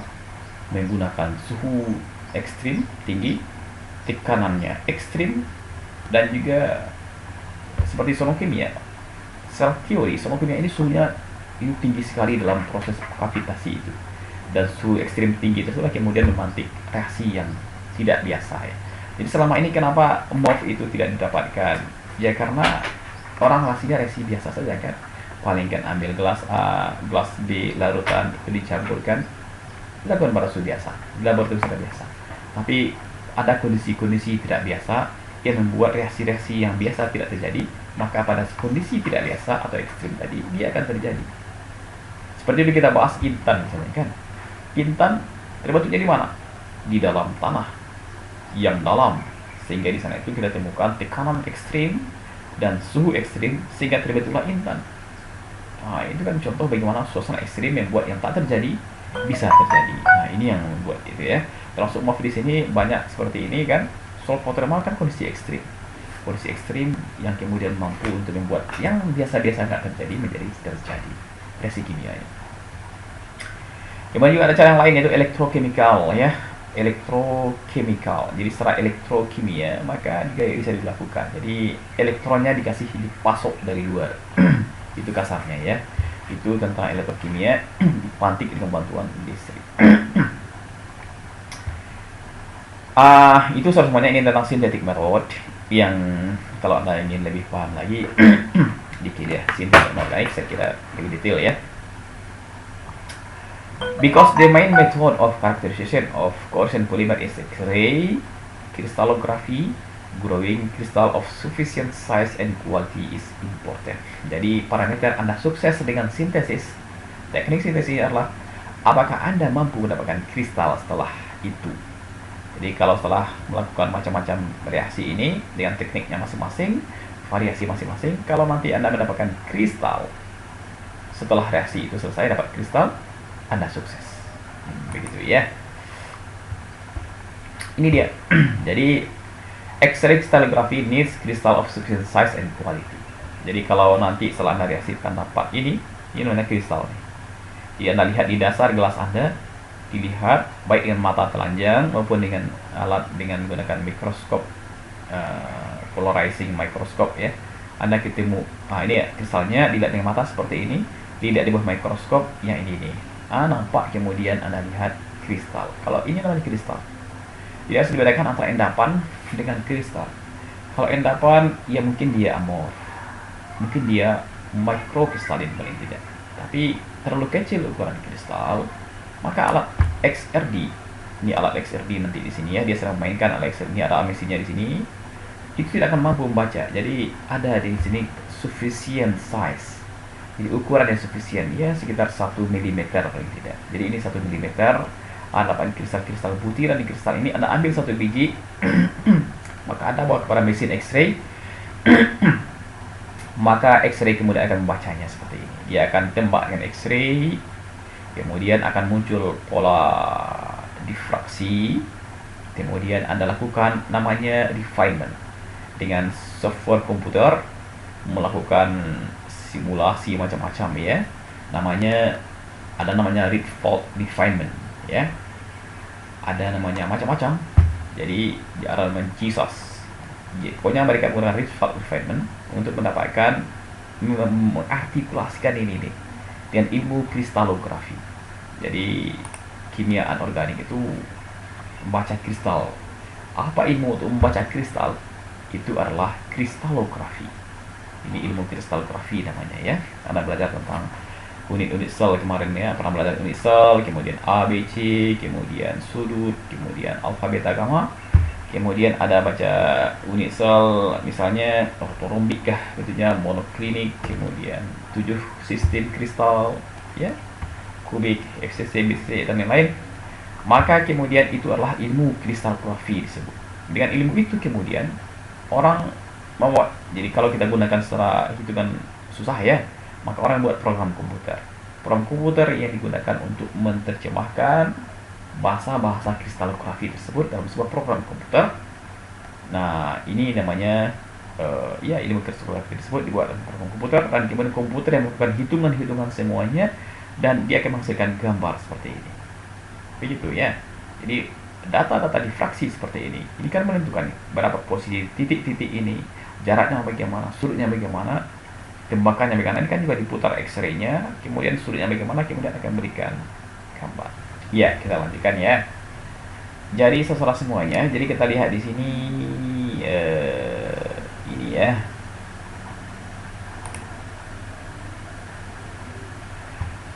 Apa yang Anda lihat di sini adalah orang sedang melakukan ini, yaitu simulasi. Jadi seorang mahasiswa ini mahasiswa sedang menelitikan tugas akhir menggunakan software tadi, ya. Untuk apa? Untuk membaca pola-pola grafik itu, dan kemudian dia mendapatkan namanya electron density map, sebuah peta densitas elektron seperti ini, dan kemudian dilakukan fitting atau pengepasan gitu ya, dan akhirnya kemudian muncullah model atom. Jadi model atom seperti ini melalui proses seperti ini, dan kristalnya diambil satu biji. Kalau Anda lihat dalam mikroskop seperti ini, ambil satu buah yang paling bagus, kemudian berapa ukurannya ya, paling 1 mm, 1 kali 1 kali 1 mm, kemudian dibawa ke mesin X-ray. Di fisika itu ada, kemudian ditembak dengan X-ray, maka akan muncul pola difraksi seperti ini, di mana titik-titik ini adalah informasi tentang bidang-bidang yang ada dalam kristal ini, dan kemudian dia akan menjadikan muncul gambar seperti ini, dan itu kita lakukan proses fitting namanya, dan kemudian muncullah model atom. Bagaimana bentuk atom? Kalau seperti ini tadi kan, ini bentuk-bentuk yang saya tampilkan sebelumnya. Bentuk-bentuk itu kan bentuk-bentuk yang ini dia. Ini hasil dari fitting tadi nih. Jadi hasil proses analisis komputer tadi menghasilkan gambar-gambar seperti ini. Ya, ini gambar-gambar semua ini kan. Ini gambar-gambar yang dihasilkan dari, termasuk ini proses membaca kristal tadi. Jadi sampelnya wajib dalam bentuk kristal. Dan ini proses bagaimana kristal itu tumbuh. Kalau Anda lihat dengan waktu yang dipercepat seperti ini, maka ini tumbuh kristal. Nah, kristal-kristal tersebut. Jadi apa itu kristal yang Anda lihat? Inilah kristal ya. Jadi beda kristal dengan powder endapan. Powder mungkin itu adalah morph, mungkin juga ada subkristal, tapi yang mikrokristalin kecil sekali bentuk, kemudian powder tepung. Tapi untuk kebutuhan X-ray itu tidak mencukupi, maka perlu mendapatkan kristal dengan ukuran yang mencukupi. Baik, masih tentang sintesis metode. Kalau yang saya sebutkan tadi itu adalah sintesis yang lazim sekarang ya, tapi ada sintesis yang paling sederhana untuk proses mendapatkan kristal. Jadi Anda punya apa nih? Pertama adalah solvent layering namanya, atau slow diffusion. Jadi saudara sini, saya punya garam tadi ya, misalnya garam seng, ligan. Saya campurkan mereka dalam pelarut yang bisa melarutkannya. Kemudian ini ada pelarut kedua di sini. Pelarut kedua ini mungkin etanol. Ini mungkin air. Jadi Anda larutkan dalam air, maka kemudian dia larut, terbentuklah larutan produk sekarang ya. Tapi masih dalam bentuk ini, dia belum membentuk kristal. Tujuan kita sekarang adalah mendapatkan kristal. Maka kemudian Anda gunakan di sini adalah pelarut kedua mungkin etanol contohnya. Dan etanol ini merupakan volatil, yaitu mudah menguap. Maka dia kemudian akan naik ke sini, menguap ini kan. Ini air nggak nguap, tapi etanol nguap. Maka kemudian apa yang terjadi? Maka pelarut ini kemudian akan naik ke sini sampai di sini. Naik. Iya, ini akan naik. Sehingga apa? Volume ini akan naik. Ya, volume ini akan naik. Kenapa? Ini adalah etanol yang masuk ke sini. Nah, sifat dari ini, dari zat ini, ya kebetulan sama etanol dia nggak terlalu suka. Sama air dia suka. Nah, kemudian karena nggak suka sama si etanol, maka dia nggak larut dalam etanol. Maka dia terpaksa kemudian membentuk kristal. Jadi karena nggak larut baik itu apa jadinya? Larut baik berarti tidak akan terbentuk kristal kan. Tapi kalau nggak larut dalam sesuatu maka dia akan menjadi endapan. Nah, kalau kita dulu belajar namanya solubility, kelarutan kan. Jadi ada nama batas kelarutan. Jadi masukkan garam ke dalam air, larut 1 sendok. 2 sendok larut. Sendok ketiga mungkin tidak larut. Itu artinya kelarutan. Ambang kelarutan dari garam sudah terpenuhi. Kalau nggak larut apa? Ya garam tidak jadi garam di bawah. Kristal. Begitu pula di sini. Ada di sini. Kenapa dia belum menjadi kristal di sini? Karena dia melarut baik dalam pelarut ini nih. Pelarut air kebetulan ya. Dan kemudian ketika Anda biarkan etanol ini naik ke atas, karena etanol itu mudah menguap, maka sebagian akan turun ke bawah di sini dan dia akan bercampur dengan air. Dan karena si senyawa kita ini yang warna merah ini nggak suka dengan etanol, maka dia akan segera untuk membentuk kristal, mengendap, dan mengendapnya itu dalam bentuk kristal. Nah, ini muncul kristal sekarang di sini. Ini namanya slow diffusion atau solvent layering ya, membuat layar dari solvent. Solvent pertama adalah air, solvent kedua adalah etanol. Dilayarkan dia, dibuat layar, maka ini layar sekarang kan, layar dari etanol, layar dari. Ingat ini slow diffusion ya. Difusi itu bergerak ke sini, itu namanya difusi. Harus slow. Kenapa harus slow? Nggak bisa cepat-cepat saja. Karena kalau nggak slow maka dia akan nggak sempat untuk mengkristal menjadi kristal. Dia akan bentuk endapan saja terjadi. Maka untuk kristal ini kan apa tuh kristal? Tatanan yang teratur. Untuk menata diri baris berbaris anak sekolah itu butuh waktu yang lama kan. Coba disuruh kamu segera berbaris, waktunya hanya 1 menit, mungkin berantakan. Tapi kalau dia dikasih waktu 5 menit, maka bisa rapi barisan. Nah, itu faktor slow. Ada dikasih waktu yang lama, maka dia punya waktu untuk menata diri. Begitu pula dengan kristal. Apa bedanya kristal dengan anak sekolah tadi? Sama. Karena dia butuh waktu untuk menata diri. Karena ketika tertata itulah yang disebut dengan kristal. Kristal adalah ketika partikel ataupun atom-atom jenisnya tersusun dengan susunan yang teratur. Yang kedua adalah slow cooling method, teknik pendinginan perlahan-lahan lagi. Ini contohnya sekarang kan, ini adalah contohnya ini. Jadi semuanya kita berdasarkan kelarutan, tentang suhu, maka Anda melihat faktor suhu penting. Ya, sebuah air misalnya, air diisi dengan gula. Anda panaskan, maka banyak gula yang bisa dilarutkan ya. Tapi kalau dingin, maka sedikit gula yang bisa dilarutkan. Begitu. Jadi faktor suhu berbanding terbalik dengan kelarutan ya. Makin tinggi suhu, makin banyak yang larut. Maaf, lurus seperti ya. Makin tinggi suhu, makin banyak yang larut. Kalau begitu sekarang kita lihat di sini, ini suhu kamar. Dia tuh larut semua. Kalau itu Anda turunkan suhunya, maka kelarutannya akan turun, sehingga kemudian dia nggak akan larut, dalam artian kemudian dia akan bentuk endapan, dan syukur-syukur kita akan bentuk kristal. Ini kristal yang sudah terbentuk ketika mendinginkan ini, sehingga kemudian ketika reaksi Anda lakukan di lab biasa, kalau ingin melakukan metode ini, Anda harus bawa gelas kimia Anda itu ke dalam kulkas.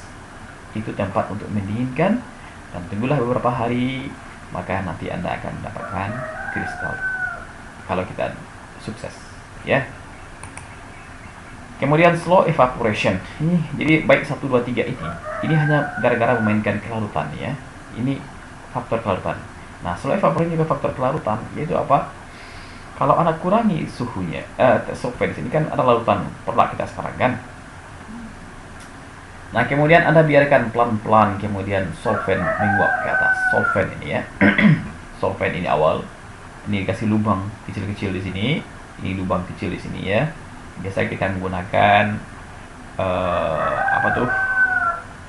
pipa NMR, NMR tube. Kan lubangnya kecil. Mungkin Anda belum tahu, Anda belum lihat, ya. Nah, ini ada lubang kecil di sini. Kenapa harus kecil lubangnya? Supaya perlahan-lahan kemudian solvent di sini menguap, pelarutnya menguap perlahan-lahan. Supaya apa? Kenapa nggak cepat-cepat tadi? Gara-gara kita inginkan kristal. Kristal butuh waktu untuk rapi barisannya. Maka itu kemudian kita lakukan perlahan-lahan. Kalau coba langsung membuka lebar-lebar, maka solvent yang cepat menguap. Akhirnya kemudian nggak terbentuk kristal di sini, paling endapan. Maka gagal kita. Maka supaya sukses, buat dia lubangnya kecil sehingga pelan-pelan dia menguap. Ya mungkin 1 hari atau 1 hari baru selesai, ya. Besok pagi dilihat, maka volumenya udah berkurang tentu saja karena ini sudah pada menguap ke atas solvent, dan karena ini kemudian kita solvent menguap, berarti kelarutannya ataupun konsentrasi larutan itu makin tinggi, dan itu ketika terlewati kelarutannya, maka dia akan mengkristal, mengendap, syukur-syukur menjadi kristal. Begitu. Nah, itulah salah semuanya yang kita bawa ke X-ray. Kristal itu kita bawa ke X-ray, baru kita lakukan karakterisasi. Begitu, ya. Dengan X-ray kita mulai strukturnya, dan kemudian tahu struktur, maka gunanya bisa kita tentukan untuk apa ini material. Begitu, ya. Jadi faktor struktur kita harus lakukan karakterisasi, karena kita akan menentukan gunanya untuk apa.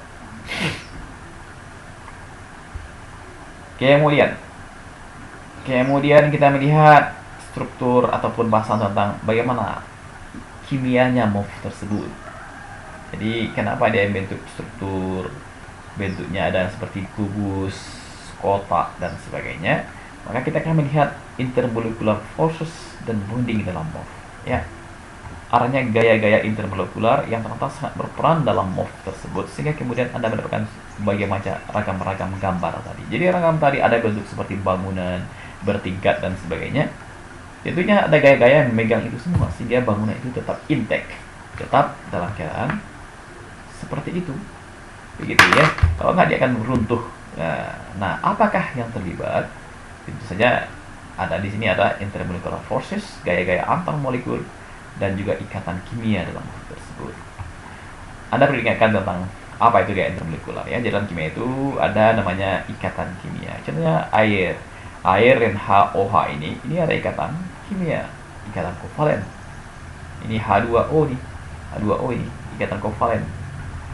Nah, ini namanya gaya ataupun ikatan dalam suatu molekul, intramolekul. Dalam suatu molekul itu ada ikatan kovalen kebetulan, dan adanya antar berarti dari satu dengan yang lain. Jadi molekul air, ternyata di sini antar molekul ini ada lagi ikatan, ada lagi interaksi kimia yang disebut dengan hydrogen bonding, ya.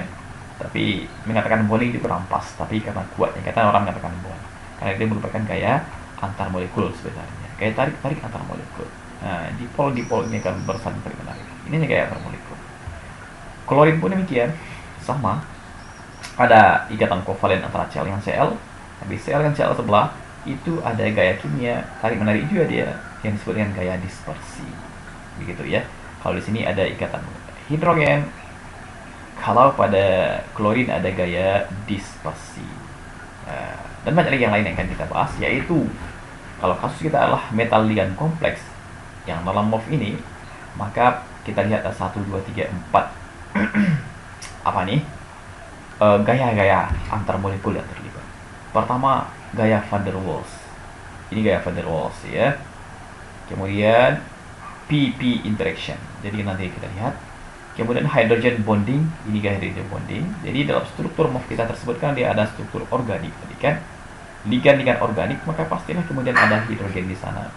Dan kemudian kalau nanti ada logam-logam ataupun gugus-gugus lain yang FH, FN dan O, maka pasti terbentuk kemudian hidrogen bonding, dan itu akan menstabilkan struktur MOF kita. Yang adalah stabilisasi of P bond dengan polarized bond in addition to correlation bond formed between metal and ligand ya. Nanti akan stabilisasi P dengan ikatan yang terpolarisasi. Nanti kita lihat insyaallah. Sebelum ke sana, mari kita bahas dulu tentang kekuatan ikatan ya. Jadi ada gaya antar molekul, ada gaya intramolekul ya. Jadi intramolekul itu merupakan dalam molekul. Jadi untuk satu buah molekul ini HOH ataupun satu buah molekul Cl di sini ini atau satu buah molekul H2O, ada gaya antar molekul. Dan kebetulan gaya ini adalah sebuah ikatan kimia, maka bond kita namakan ya, bond. Maka ini dia sekarang intramolecular force within molecule. Maka ada yang strong, ada yang very strong. Jadi semuanya kuat. Kuat dianya. Di mana ada yang strong, ada very strong. Very strong itu apa? Jadi ikatan ion. Ikatan ion jelas kuat ya, karena dia interaksinya antara ion dengan ion, muatan positif dengan negatif. Yang kedua adalah ikatan kovalen. Berapa kekuatannya nih? Ini dalam satuan unit dan kilojoule per mol ya. Ini kekuatannya adalah sekian kilojoule. Jadi per molnya ini sampai 1000 ya. 1000 kilojoule per mol untuk satu senyawa ionik. Itu kekuatan senyawa ionik. Itulah kemudian kenapa garam-garam berwujud padat pada suhu kamar, karena memang dia dibangun oleh ikatan ionik yang strong. Yang kemudian ada covalent bond. Harganya segini, 400, 300, 200 sampai dengan 600 kilojoule per mol ya. Ini covalent bond. Covalent bond ya. Kecuali ikatan kovalen yang jaringan, itu gak masuk pembahasan di sini. Itu tentu kuat. Tapi yang kovalen secara umum, maka segini ukuran kekuatannya, strong. Kemudian ada intermolecular forces. Gaya-gaya antar molekul. Ini kan molekul Cl2, temanya sebelah ada molekul Cl2, antara ini kemudian ada interaksi. Ini gaya antar molekul. Satu molekul air yang lain, ada gaya tarik antara mereka, gaya antar molekul disebut. Maka berapa kisaran energinya? Lemah sampai moderat ya. Yang paling kuat itu adalah hidrogen bonding dan ion dipol. Ion dipol misalnya Na+ dengan H2O, kalau Anda masukkan ke dalam air itu interaksinya kuat. Namanya ion dipol. Antara molekul air dengan molekul air yang kita bahas slide sebelumnya, hidrogen bonding. Berapa kisaran energinya? Segini ya, sampai di sini. Anda bisa lihat sendiri dalam kilojoule. Yang kedua adalah dipol. Dipol ya, yang dipol yang ada dipol negatif, dipol positif ya. Maka Anda seluruh senyawa-senyawa yang polar dan dia bukan F, O, N dan hidrogen yang kita sebut dengan ikatan hidrogen, maka itu akan memiliki sifat polar. Dan antara satu molekul polar dengan polar lain tentu akan saling tarik-menarik, yang disebut dengan interaksi dipol-dipol. Berapa harganya? Segini. Oh, kisarnya weak ke moderat ya. Kemudian ada gaya dispersi, ini yang paling lemah. Seluruh molekul memiliki sifat bisa dipolarisasikan sejenak saja, tidak permanen. Kalau ini permanen nih, ini juga permanen. Tapi kemudian ini adalah sejenak. Karena sejenak maka juga tidak kuat. Yang disebut dengan gaya dispersi ini, dan harganya segini ya. Kemudian ada juga yang nol interactionnya. Zero attraction is only possible for ideal gas. Jadi untuk gas ideal, helium, neon, argon, krypton, mereka sama sekali tidak polar, dan kemudian tidak ada interaksi satu sama lain. Kemudian dikatakanlah di sini zero attraction ya, bisa dikatakan tidak ada interaksi sama sekali ya, walaupun tentunya pada kripton, makin banyak jumlah elektron, juga mungkin untuk terpolarisasi sejenak, tapi itu sangat minim sekali ya pada gas mulia, sehingga kemudian kita katakan antara satu atom gas mulia dengan atom gas mulia yang lain tidak ada interaksi sama lain, atau very weak, zero attraction. Nah, ini semuanya apa itu gaya intermolekular dan gaya intermolekular ya. Intra dan inter itu ya. Bisa Anda bayangkan apa itu beda antara intra dengan inter dan kekuatannya masing-masing. Nah, saudara semuanya, ternyata dalam MOF intermolecular force ini sangat berperan. Ya, sangat berperan sekali. Sehingga kemudian membentuk struktur MOF kita tadi. Begitu ya. Baik, ini penjelasan lebih lanjut tentang apa itu gaya-gaya intermolekular. Jadi macam-macam. Tadi kita lihat di sini adalah dipol-dipol, kemudian gaya dispersi. Dan kalau diperjelas lagi apa itu dipol-dipol, ini ya dipol-dipol tersebut. Ada ion dipol, ada dipol-dipol, ada ion dengan dipol terinduksi, ada dipol dengan dipol ada ion dengan dipol terinduksi, ada dipol dengan dipol terinduksi, ada gaya dispersi London. Ini contoh-contoh dari gaya-gaya antar molekul. Dan inilah contoh senyawa-senyawa yang terlibat dengan itu. Dan ini adalah kisaran energinya ya, kisaran energi dari dari interaksi ini. These intermolecular forces tend to be weak with a long equilibrium distance bond length compared to covalent bond ya. Jadi ini strong, kenapa dia covalent? Strong, kenapa dia covalent? Ini very weak karena hanya gaya antar molekul. Paling gaya dispersi di sini. Nah, kemudian kita masuk kepada yang baru, yaitu yang banyak dijumpai pada MOF. Selain itu ya, itu adalah gara-gara tadi kan kita gunakan banyak tadi kan, kebanyakan benzen dipakai. Nah, cincin benzen itu banyak digunakan sebagai ligan. Apa alasannya? Di antara alasannya itu adalah, kalau awal tadi kita katakan alasannya adalah karena dia itu kekar, rigid. Cincin benzen kan rigid nih, rigid kan, benzen lah namanya. Ya, sebuah sikloheksan dengan ikatan yang double bond yang terkonjugasi pada struktur band ini kan sesuatu yang sangat rigid. Ini sangat rigid sekali. Itulah kemudian kenapa dia stabil sekali kan. Stabil sebagai ligan dan favorit digunakan sebagai ligan. Kenapa benzen? Dia saya belakang tadi, maka Anda mendapatkan kebanyakan ligan. Ada benzen dikarboksilat tereftarik asid. Ada benzen trikarboksilat BTC tadi ya. Dan juga macam-macam yang lain, hampir semuanya menggunakan benzen sebagai struktur ligannya. Nah, apa yang ada pada benzen? Selain dia strukturnya rigid seperti ini, dia memiliki elektron P. Elektron P, karena dia adalah double bond. Dan P ini pun terkonjugasi dalam struktur heksagon benzen. Dan apa jadinya? Ini akan bentuk seperti ini. Elektron yang terdelokalisasi, artinya banyak elektron di atas dan bawah di sini kan. Jadi selain elektron bonding pada sigma di sini nih, maka kita punya elektron P yang kita lihat di atas permukaan ini, dan di atas permukaan ini ada elektron P. Ada awan elektron yang cukup signifikan di sini. Baik, kalau begitu kita punya banyak tentu saja dalam struktur MOF kita ada berbagai macam ligan ini tentu saja, karena satu buah mol akan banyak. Maka tentunya kemudian dalam struktur MOF kita tadi, maka akan ada kemudian interaksi antara awan elektron di P ini dengan elektron P yang di bawah. Dan itu yang disebut dengan interaksi PP. Antara apa? Benzen ring. Cincin benzen dalam MOF, di mana harga energinya kira-kira segini. 5 sampai 10 kJ per mol pada optimum spacing 3,4 angstrom antara parallel faces of ring. Jadi kalau jarak ini antara 3,4 3,8, dan itu akan merasakan energi 10 sampai 5 kJ per mol. Wah, segini ya. Ini kisaran dari PP interaction tadi. Nah, ini tuh ceritanya ya. Jadi dalam struktur MOF Anda ada PP interaction. Baik. Kemudian gaya van der Waals force. Ini gaya van der Waals sudah kita pelajari ya. Dan ini adalah sebuah MOF. Anda lihat di sini gaya-gaya. Ini apa nih gambar ini? Ini gambar-gambar ini adalah seluruh gaya-gaya van der Waals yang terlibat dalam struktur MOF kita ini. Dia gambarkan dengan tunjukkan panah-panah seperti ini, kemudian menunjukkan potensi gaya-gaya yang kemudian terlibat dalam struktur MOF yang dia dapatkan ya. Kemudian saudara semuanya, Kita lanjutkan, slide-nya tidak bisa berputar. Kenapa nih? Macet slide-nya. Oke.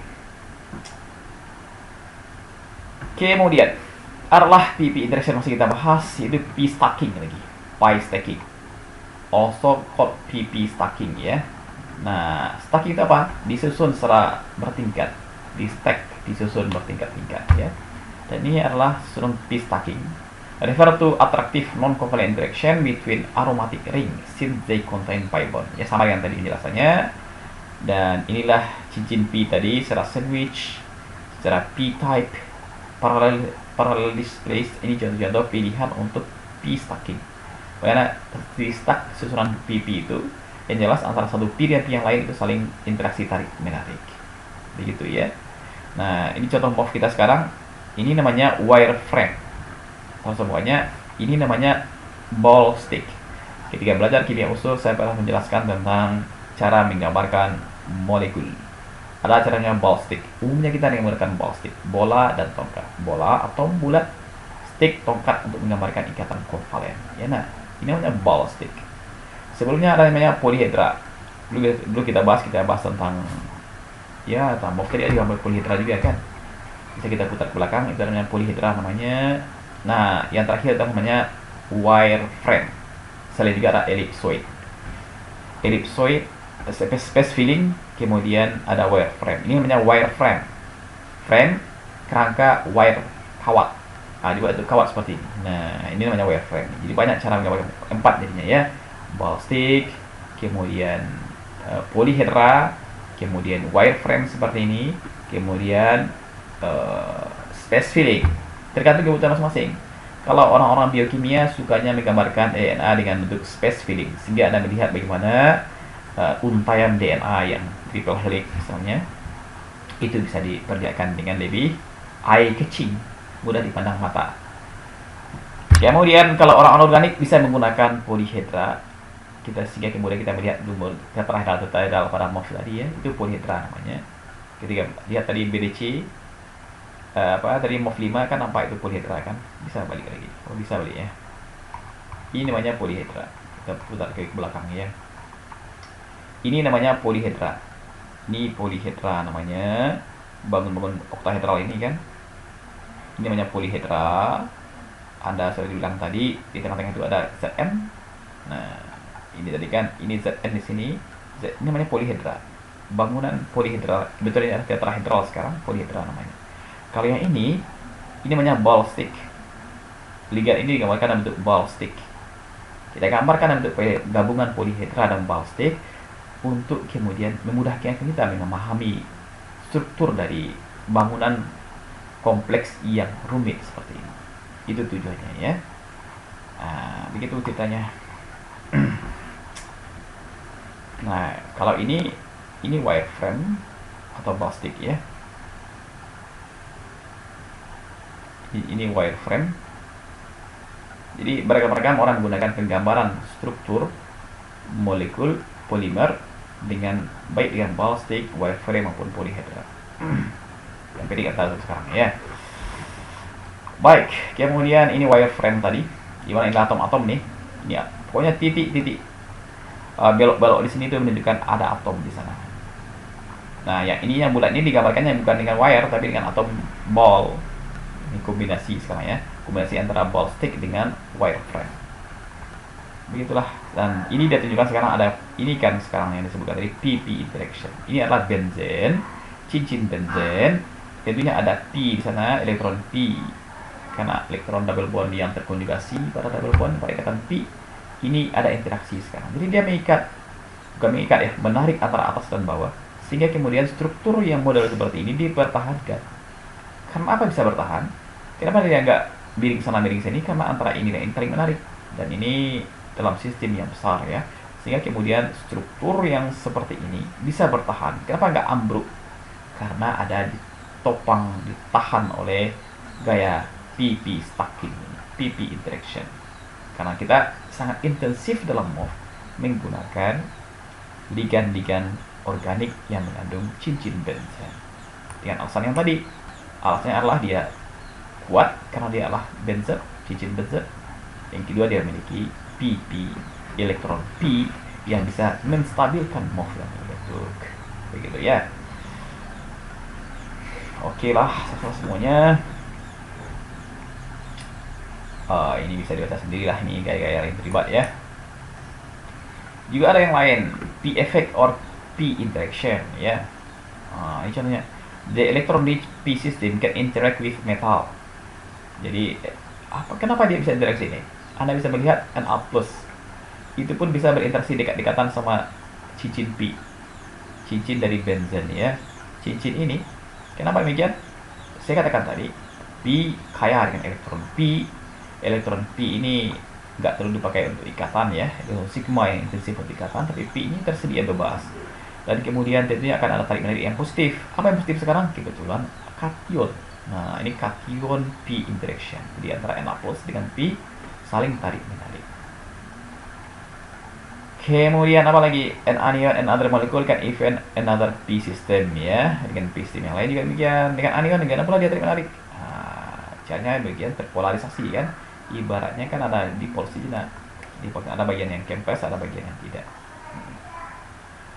Kemudian ini udah dibahas, ada p system yang kita bahas. Non-covalent interaction involving p system are pivotal to biological events such as protein ligand recognition. Jadi kenapa yang kita bahas sekarang bukan hanya orang-orang kita anorganik yang bahas, tapi orang-orang biokimia ini sangat penting dia tahu tentang sistem p, karena itu berhubungan dengan protein ligand rekognisi. Bagaimana protein dan ligand ini bisa diketahui nantinya ya untuk sebuah fungsi protein. Fungsi protein tubuh ya, itu juga melibatkan interaksi p ini yang sangat intensif. Oke, p stacking udah kita bahas tadi, they refer to attractive non-covalent interaction between aromatic ring since they contain pi bond. Jadi sandwich seperti ini saling menarik. Kenapa? Ada elektron p yang banyak. Ini pun udah kita bahas tadi saya kira. Aromatic interaction, pi stacking involve interaction aromatic molecule with SN. Udah kita bahas ya. Arene perfluorine interaction electron rich benzen ring. Ya, electron rich benzen ring interact with electron poor hexafluorobenzen. Ya, hexafluorobenzen ini kenapa dia campus sekarang? Kenapa campus aromatiknya? Karena ada F di sini. F yang bersifat sebagai elektronegatif. Dia sangat rakus dengan elektron, dia sangat tertarik, afinitas tinggi sama elektron. Maka kemudian dia akan menarik elektron sehingga elektron P pun akan campus. Maka apa yang terjadi? Akan terjadi nuansa positif. Sementara di bawah itu ada nuansa negatif dari elektron P. Maka lagi-lagi terbentuk kemudian tarik menarik antar molekul, intermolecular forces. Begitulah ceritanya ya. Kemudian metal P interaction, ini adalah logam yang kita bahas tadi, dia bermuatan positif, ini adalah kaya dengan negatif, otomatis terjadi kemudian interaksi. Ada juga polar pi interaction, ini adalah polar air, H plus H dipol positif, O dipol negatif, dipol positif, tentunya dipol positif akan kesengsem dengan P yang negatif. Elektron P banyak di sini negatif, maka kemudian otomatis dia akan tertarik. Selesai. Alhamdulillah. Selesailah cerita kita. Ada yang ingin bertanya, dipersilakan.